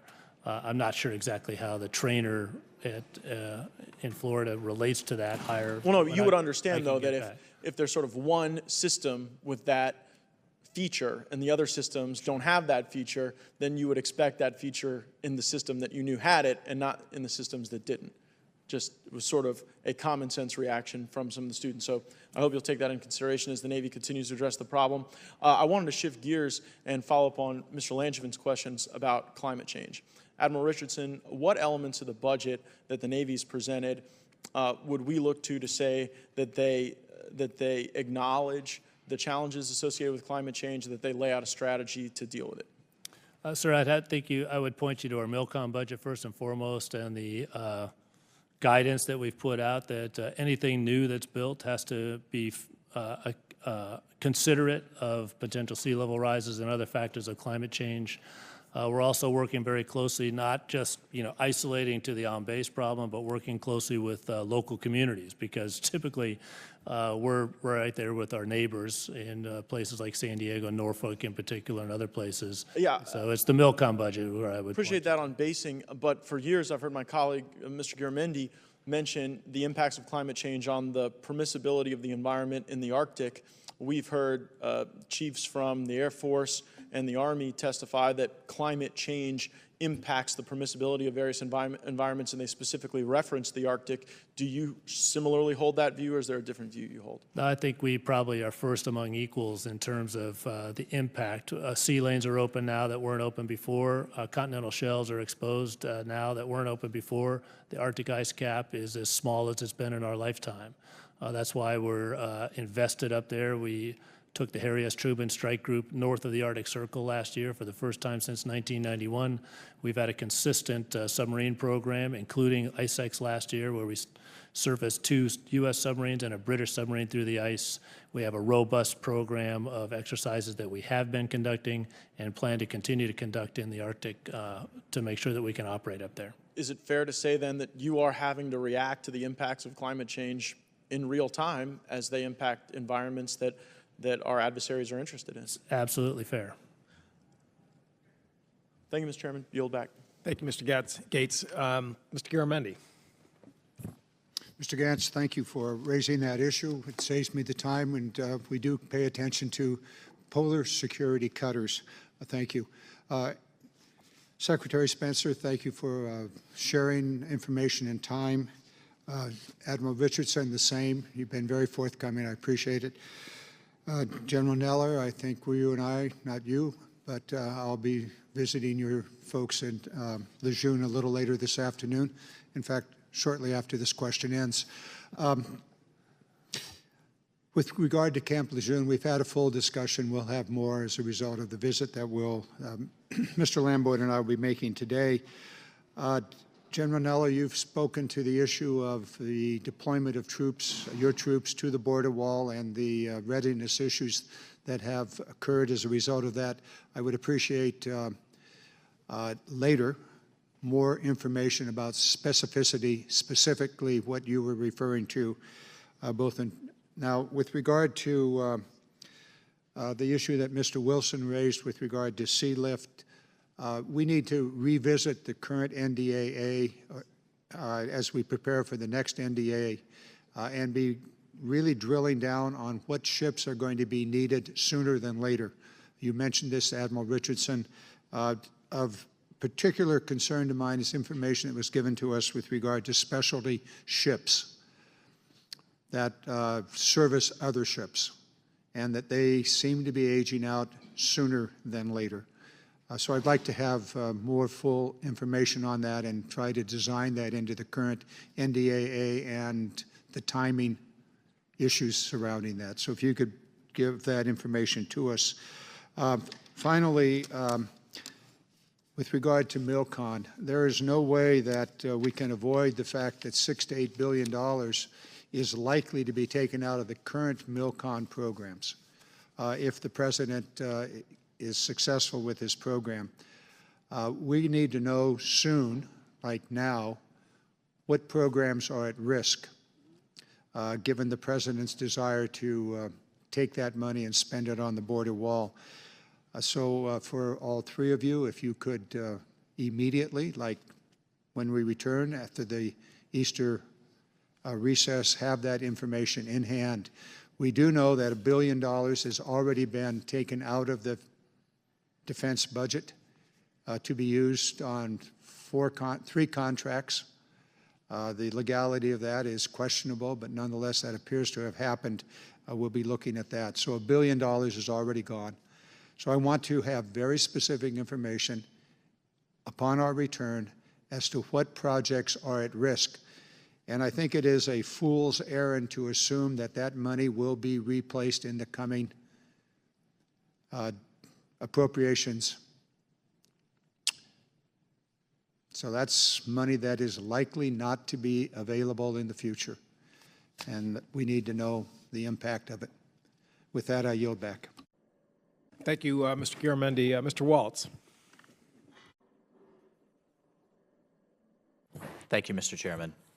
And I specifically want to thank both of your families, Admiral General, for, I think it's probably safe to say you're both in your dream jobs right now, but your families have borne the brunt of your service, and I always want to keep the families in mind. I want to talk a bit about the submarine threat, Admiral Richardson, the evolution of the Chinese and Russian. My understanding in simple terms, Chinese are really ramping up production in numbers. The Russians in terms of approaching parity in quality. Can you share with us some of the successes you've had in tracking the recent out-of-area submarine deployments by the Chinese and the Russians? I understand that the P-8 has been instrumental. Its sonobuoy processing capabilities are critical to that success. And then if you could talk to me about sonobuoys in your funded and then your unfunded priorities. Yeah, sir. I mean, what I think I need to do is come back and give you a classified brief on that. It's almost impossible to talk about that Fair enough. Unclassified forum. But I will say that in this venue that ASW has really become a team sport.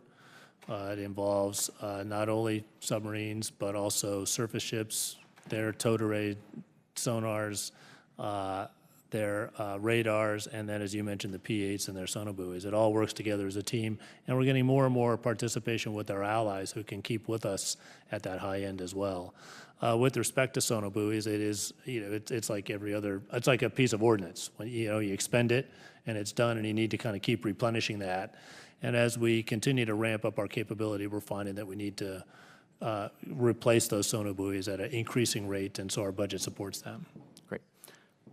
In terms of, again, sticking to the Chinese and where they're going, a number of studies that I've read, they're producing, and setting the qualitative parts of this aside, we're looking at 2 to 3 ships to 1 in terms of their production. I mean, it is one of the largest shipbuilding, they have one of the largest shipbuilding capabilities in the world by far. Is there as you're looking at your studies and in your studying the force structure, isn't there a kind of a quality to quantity in and of itself?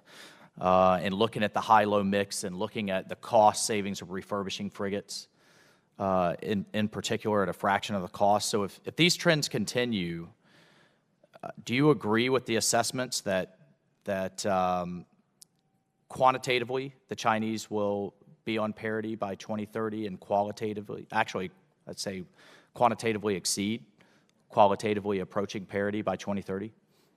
Well, certainly they're the #1 shipbuilder in the world, right? And so from a quantitative standpoint, it's, they're ahead. Maybe you can just add to your comments, you had mentioned some incentives that you're looking at increasing our shipbuilding, domestic shipbuilding. I would be willing to participate in a discussion to do everything we can to incentivize and increase domestic shipbuilding I think it's a national strategic imperative, and so there's a number of things that we might be able to do, and I'd look forward to the discussion, sir. And then with respect to the qualitative, I think we're going to continue to do our best to stay ahead from a qualitative standpoint from any other Navy in the world. Congressman, just to add something to that's going to inform our discussions, our acquisition and sustainment arm through Secretary Gertz is actually doing a what happens when the balloon goes up with industry. We're having a forum that America's Arsenal or the Freedom's Forge. It's that whole concept of what would happen to capacity and what could our suppliers expect to do if, in fact, we really surged the demand. That's happening the end of May. It's going to be interesting. We'll let you know.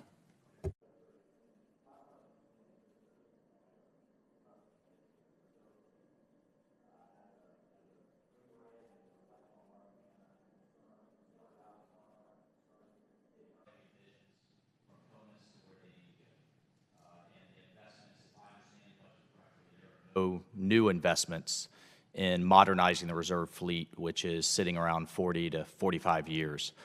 How are we going to address that, and how is the Navy? I mean, I understand it's not the sexy end of shipbuilding, but just assure this committee that you're taking that seriously. Totally. This is square in my wheelhouse.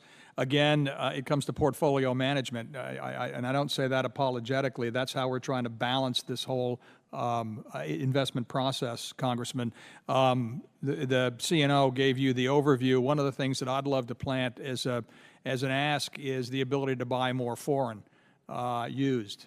Yes, we need to get our shipbuilding muscles back in shape, but in the immediacy, you've given me the ability to buy 2 and then go forward with champs, and then I can buy 3 more. I would like to have more the ability to have X dollars in an account and go out to the marketplace and buy as much as I could with that money.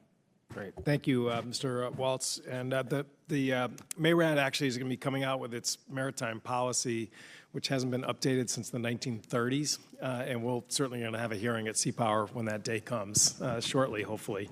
Now I'd like to recognize the ranking member on the Sea-Power Subcommittee, my friend, Mr. Whitman. Thank you, Mr. Chairman. Secretary Spencer, Admiral Richardson, General Neller, thank you so much for joining us. And Admiral Richardson, General Neller, thanks so much for your leadership, for your vision, and for your direction in your tenures there as chiefs. We appreciate that tremendously. I think you have really moved the ball forward for our nation's Navy and Marine Corps, and we appreciate that, created a legacy for many years to come. General Neller, I want to build on some comments that you've made concerning the devastation at Camp Lejeune from Hurricane Florence. As you pointed out, significant impact there. $3.6 billion of damage, $2 billion going towards demolition and rebuilding of those buildings, $1.3 billion going to fixing existing buildings, and about $300,000 going to fix IT systems and other repairs. So pretty significant.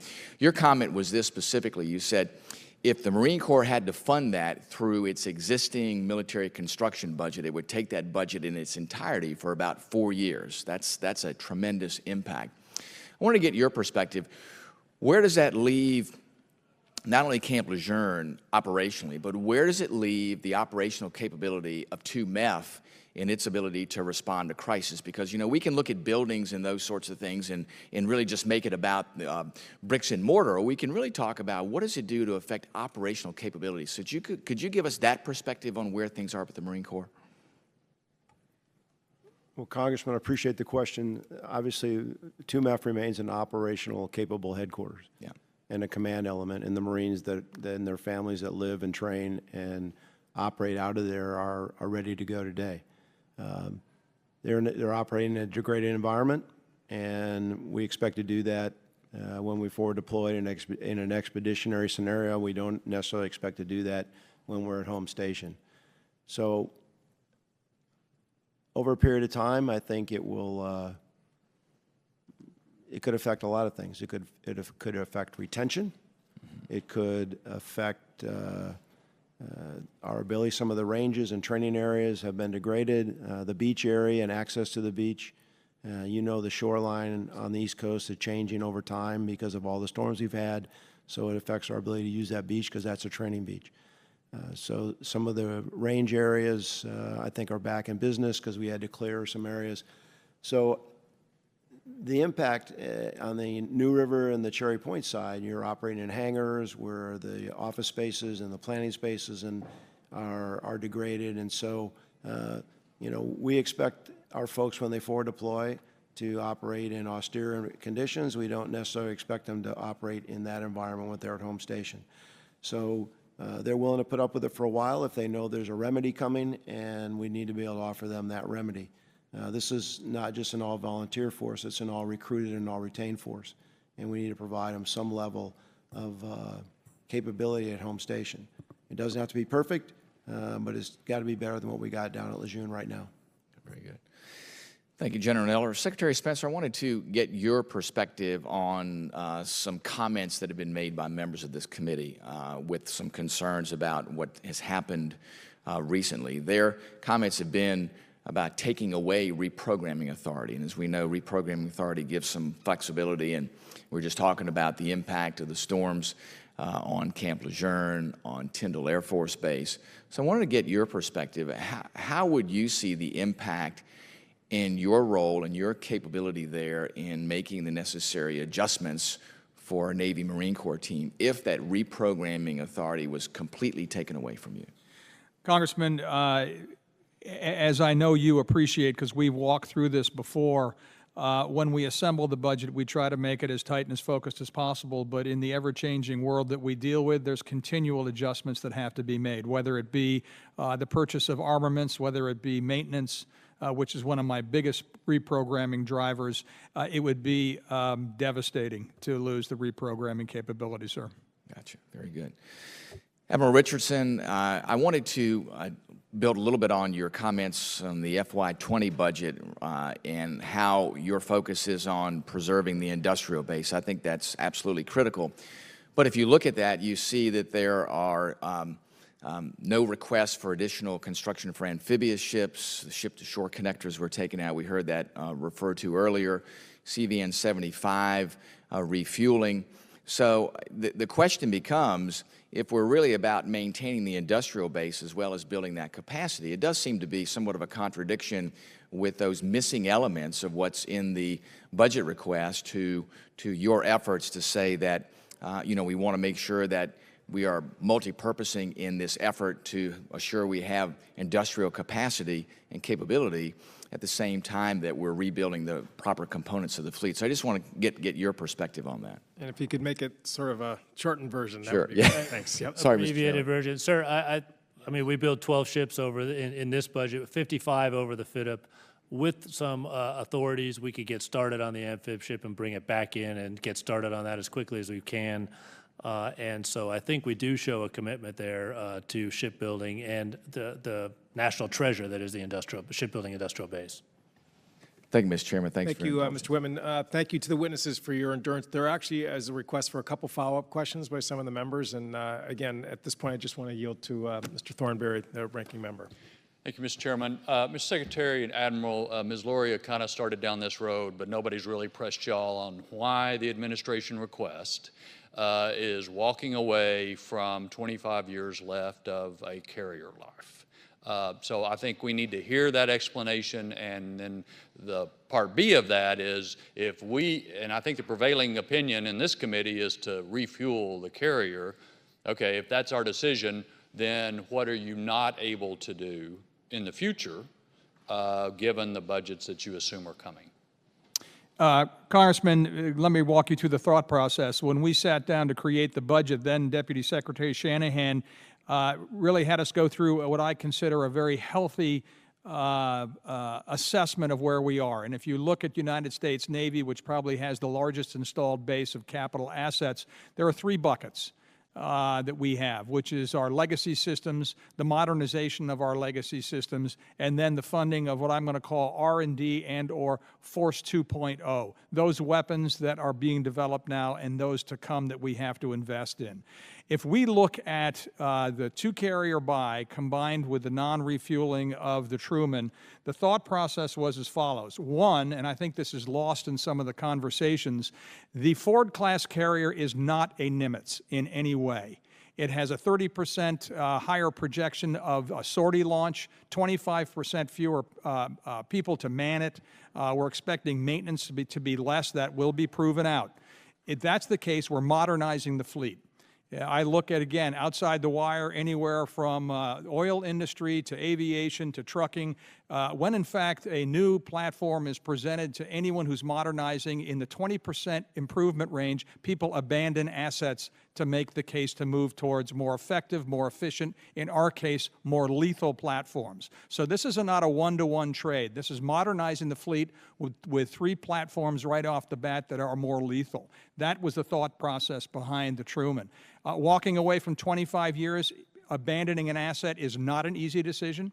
Where we are right now in the actual process, we can still come back to address it. The Joint Chiefs are doing studies, so are we, as far as requirement goes. But as far as a modernization argument, we believed it was a way to put the statement forward that we can take those monies and invest in Force 2.0, whether that be more submarines, whether that be advanced systems, whether that be future weapons that we don't have yet that we have to invest in. We're obviously going to have a fair number of Nimitz-class carriers out on the seas. So I take your point. A new carrier is better than an old carrier, but an old carrier has substantial value, don't you think? It has value, sir, but the business case is to what investment, to what I get on the other side of investing in new weapons. Okay, and Admiral, I'd appreciate your comments, but also the second part of my question is, if we disagree and we say you're going to refuel the carrier, then what budget implications does that have for y'all in the coming years? Sir, I'll just echo what the Secretary said, that one, the budget submission is about addressing the strategic priorities, which place a great responsibility on maximizing naval power. And how we do that going forward, first of all, the investment in the Ford class, I think, to me, says that the aircraft carrier continues to be a relevant part of delivering naval power into the future. So there's been a lot of conversations about the vulnerability of the aircraft carrier, et cetera. A competently run aircraft carrier in a distributed maritime operations environment is a very lethal platform. And it's not the carrier itself, although this carrier is much better than the other. It's actually, innovation takes place on the air wing, and that is the striking power of the aircraft carrier. With respect to the balance between the Nimitz class and new technology, I think that's why we have to study this, which is why we have these studies going on in parallel to this, and also the industrial base, which has been mentioned a number of times. What is the impact of the industrial base of these decisions? And so it is about that balance, just as the Secretary articulated, whether we move forward and invest in some of these technologies or whether we deliver on a proven platform that will deliver new technologies through its air wing. And so I think we're in a position that wherever those studies take us in parallel with this decision, we can respond. If you were to restore the overhaul of the carrier, then we would just adjust our investments into some of those other parts of the budget. I think if it was consistent with the logic, we would draw off of some of that new technology investment. There'll be a considerable amount remaining, and we'll look for other less lethal places to find that money. Okay. I would just say my sense is we ought to be having those conversations, and I understand your point, but if that's the way it goes, then it may have implications that we need to talk about. Thank you, Mr. Chairman. You're back. Thank you, Mr. Thornberry. So again, just to kind of get situational awareness here, we've got two members who have follow-up questions. We've already had one pass through, but we've been joined by Mr. Banks, who again was not able to be here for his first round of questioning. So Mr. Banks, for 5 minutes. Thank you, Mr. Chairman. Secretary Spencer, I recently introduced a piece of legislation to create military education savings accounts for military families. I don't know about you, but I've heard from so many military families and our men and women in uniform who go through that difficult process of moving from one installation to another, having their children placed in a good school in one place, but finding poor education options when they move to a new location. I wonder, do you hear those same complaints from families? There was a recent Military Times study that suggested that nearly half of our service members have either left the service or thought about leaving the service because of poor education options for their children. I don't know if you could have any remarks about that? Congressman, yes. The way that I hear it is the inconsistency of the education available to those that are transferred around. There is a lack of consistency. So you do hear from our sailors about that, Yes. the difficulty of that. I understand that you have been in contact with the Department of Education about that. Yes, we have. Education savings accounts, and is that a concept that appeals to you? That Appeals. would appeal to our families, our military families across the country? To those that are educated on it on a launch basis, yes. Okay. I appreciate your brevity, but is there a good way to with your business experience? Is there a good way to create a path toward creating an option like that for our families through the DoD? And would the Department of Navy potentially be interested in a pilot program that empowering the Navy to create? I'll turn it over to the CNO, but as far as a businessman wearing my Title 10 hat, would love to see the option available. Sir, I'll tell you, probably one of the most exciting parts of what's going on in the Navy right now is how we're transforming the way we do our human resourcing. And so we're very soon, with the Congress's support in terms of revolutionizing this, going to be able to understand the individual priorities of every one of our sailors, which would include their families and their education. And so we'll know better that if a sailor wants to achieve some geographic stability because he wants to put his kids through school, we'll have some options that we can appreciate and offer him as a part of his compensation package. It's really becoming a much more dynamic marketplace with the sailors increasingly participating in their future destiny, all the while meeting the needs of the Navy and the nation. And so this is an exciting part. If a pilot program that would further enhance a sailor's ability to control their own destiny, educate their children, we'd be excited to participate in something like that. As I end 37 years, we have 5 children. We've moved 21 times. We've experienced this personally, and it's something that we need to make as smooth as possible. I appreciate that very much. As the NDAA soon approaches us, perhaps we could work with you to see if the Navy might be the best home for such a pilot program to support our military families as they face this difficult issue. I don't have more, Mr. Chairman. I'll yield back with that, but this is an important subject. Something that I hear from so many families about is as they make that tough journey in their service and faced, our military families they're the last families that should be faced with the stress of choosing whether to send their children to a bad school or poor performing school because they're moved to a new station, and it's something I think this committee ought to do a lot more about. With that, I yield back. Thank you, Mr. Banks. Congresswoman Luria. Well, thank you, and I wanted to pick up Admiral Richardson where we left off, because the current law says that we need to have 11 aircraft carriers, but you're bringing us a budget that actually is asking us in your 30-year shipbuilding plan to never attain that goal. So can you explain the disconnect? Are you coming to us and asking us to change the law about the number of carriers that we need? I'm not aware of any legislative proposal to change the law there yet. It takes a while to get up to 12. It's outside the 30-year shipbuilding plan by the time we reach 12. Well, I understand that, but we voluntarily let ourselves dip to 9 when we could have been at 10 during those time frames. My next question, and this is something that Chairman Forbes asked during a previous hearing when he was still here, has the United States Navy ever made the determination that the presence of an aircraft carrier strike group has had a significant role in deterring a conflict from going from phase 0 to phase 3? The answer to that is yes. Okay. It's a tremendously cost-imposing thing. That's kind of that's a difficult question to answer briefly, but and deterrence is a difficult thing to measure in general. How did something not happen? But so Secretary Stackley's response at the time was that he would go as far to say that it's the cornerstone of our maritime strategy. Yep. Do you, in principle, agree with that assessment? It is the fundamental fighting element of the United States Navy right now. Okay. And Secretary Spencer, you quoted some efficiencies that we gained through the Ford-class aircraft carrier, and one of those is that you assessed that the maintenance costs go down by 20%. So the Ford-class carrier cycle, and this was also previously reported in a hearing before the Congress, is that cycle is 43 months versus the 36 months that we have for the Nimitz class. Which should allow the ship to deploy more frequently over its life cycle, only have to dry dock once every 12 years, and result in this overall 20% reduction in maintenance.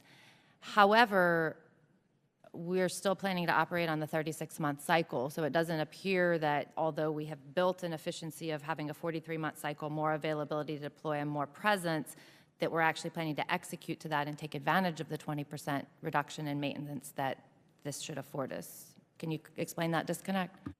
I think you'll see us work that into the plan. So then would the OFRP change and all surface combatant cycles would extend to 43 months? I'll let the CNO address that, but if in fact we have the efficiencies, I don't know why we wouldn't accept and avail ourselves to them.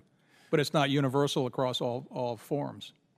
Yeah, ma'am, as you alluded, we're going to have to take a look at the escorts, the auxiliary ships and everything that supports that strike group, the air wing, and so it really is a force that deploys together. The fact that we designed in 20% less maintenance costs, we certainly intend to take advantage of that, whether it's a 36 or a longer month OFRP. Okay. And the OFRP in general is designed to be dynamic. We've changed it several times, as you and I have discussed. I mean, this is not something that is written in stone. It will change as well to respond to circumstances. Thank you. And so over the course of several hearings that we've had on this topic, both in the full hearing as well as within Sea-Power, I've tried to distill the difference between actual presence versus availability to deploy and surge capability that you're creating with the OFRP. And I just wanted to close out my comments with something that Secretary Mabus said during his last hearing before this committee. His quote is, "While there's been discussion about posture versus presence, the simple fact is that for the Navy and Marine Corps, our posture is presence, and there is no next best thing to being there. Maintaining that presence requires gray hulls on the horizon." And have you changed in views, Mr. Secretary, from your predecessor as far as the importance of presence? And we've seemed to have emphasized surge capability over presence. Can you comment on that? A policeman on every corner will deter crime. I'd love to have a gray hull on every corner. I do not have that luxury. So it's a portfolio management, risk management model that I must deal with. Yes, posture is presence, and yes, that is a deterrent. I have to use it judiciously, or I can produce it judiciously for the COCOMs to use judiciously.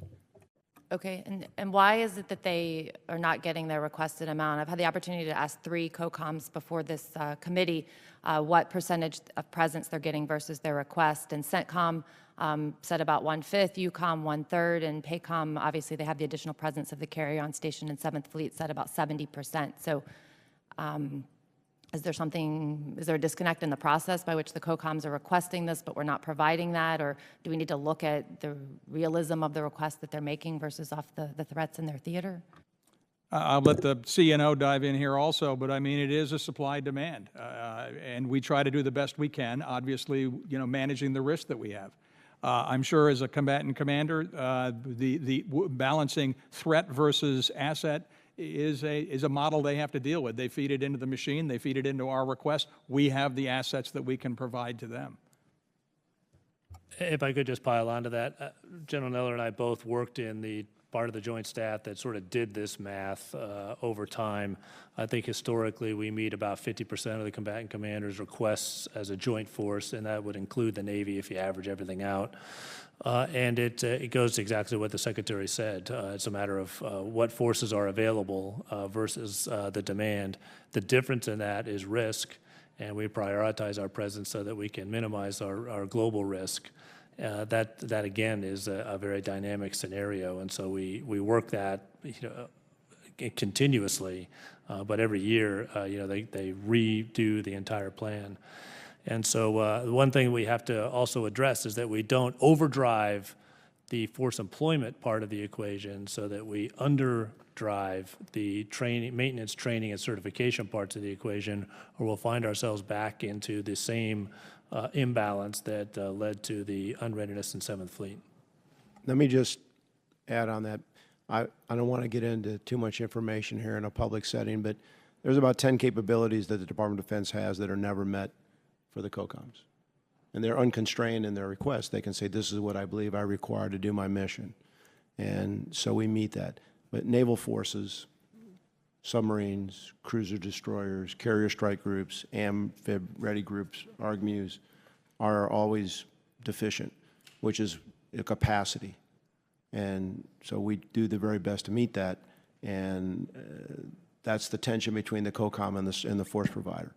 So that's why we have the discussions about how large a Navy do we need to have to meet this. And I think, not going to put words in Secretary Mabus's mouth, but I believe what he was trying to do at that time is to say, we need to have enough presence, which means we need to have a larger Navy. Okay. Which our 30-year shipbuilding plan supports. So we need to, Commandant, you said we need to do the most we can do to meet that. Yeah, I'll go back to my very first question I asked earlier in the hearing. We're planning to decommission 6 cruisers, no investment in the ship-to-shore connector, decommission an aircraft carrier halfway through its life cycle, and decommission 11 minesweepers. Yet we're doing everything we can do to meet that, yet we're voluntarily reducing our capability and the number of ships that we have over the next several years. That has to be balanced, Congressman, with what it costs. it might not be economically worthwhile with the risk balance to keep those cruisers going versus where those dollars can be placed for more effective deterrence in some other asset.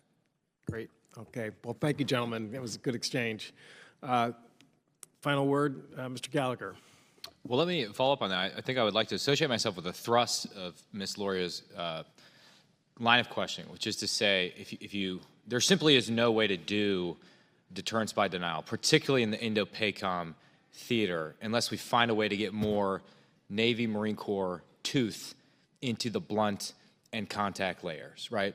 But then the question becomes, to your point, Mr. Secretary, what's the right mix of tooth? What's the right mix of ships and sailors and Marines? And what's the overall cost? Because it doesn't need to be all carriers. Obviously, we have a lot of tools at our disposal, and I'd just like to push on that. Admiral Richardson, in your design for maintaining maritime superiority 2.0, you argue that Chinese and Russian actions may imperil the, quote, diplomatic, economic, and military bonds that link the United States to its allies and partners.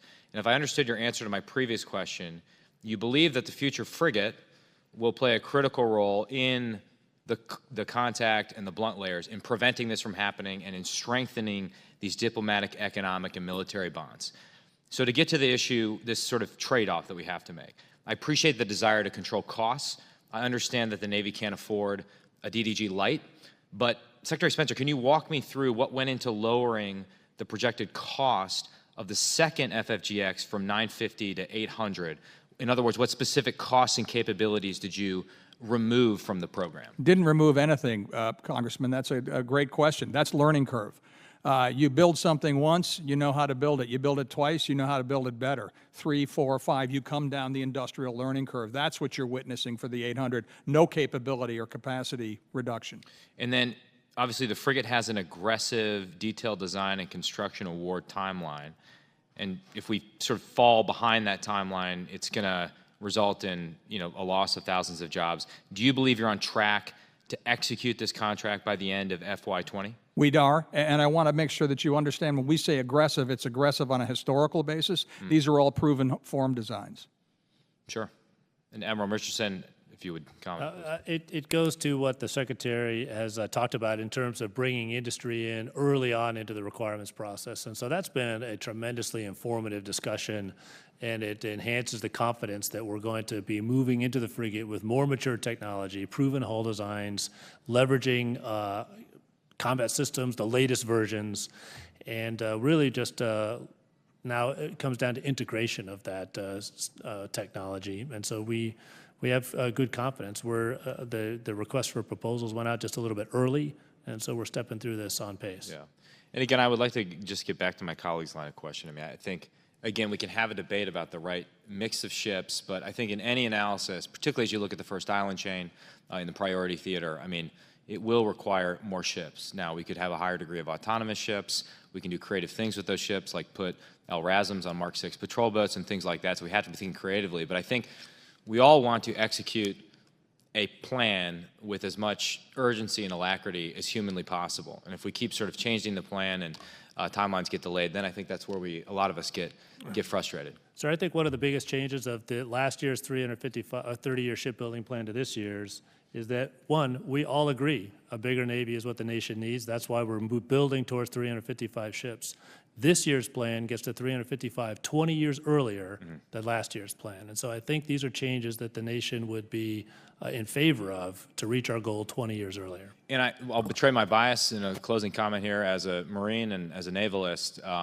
As I read the NDS and NSS, and I've tried to read it closely, I think it's asking the Navy and the Marine Corps to do a lot more and play a unique role. If you just look at, again, the priority theater and the shift to deterrence by denial, and I don't mean that as a knock on the Army and the Air Force and everyone we work with. They have a critical role. But I think in particular, that Navy Marine Corps team is going to be critical if we're going to actually implement the National Defense Strategy. And it's remarkable to me that we actually have a bipartisan agreement on this major conceptual shift contained within those documents, but implementing it is a whole nother story, and that's going to be a task for all of us here, and it's a budget process, it's a strategy process, and so I just hope to work with all of you as we try and simply implement the National Defense Strategy, and if nothing else, that we don't slide backwards over the next 2 years after having 2 years of success in this committee.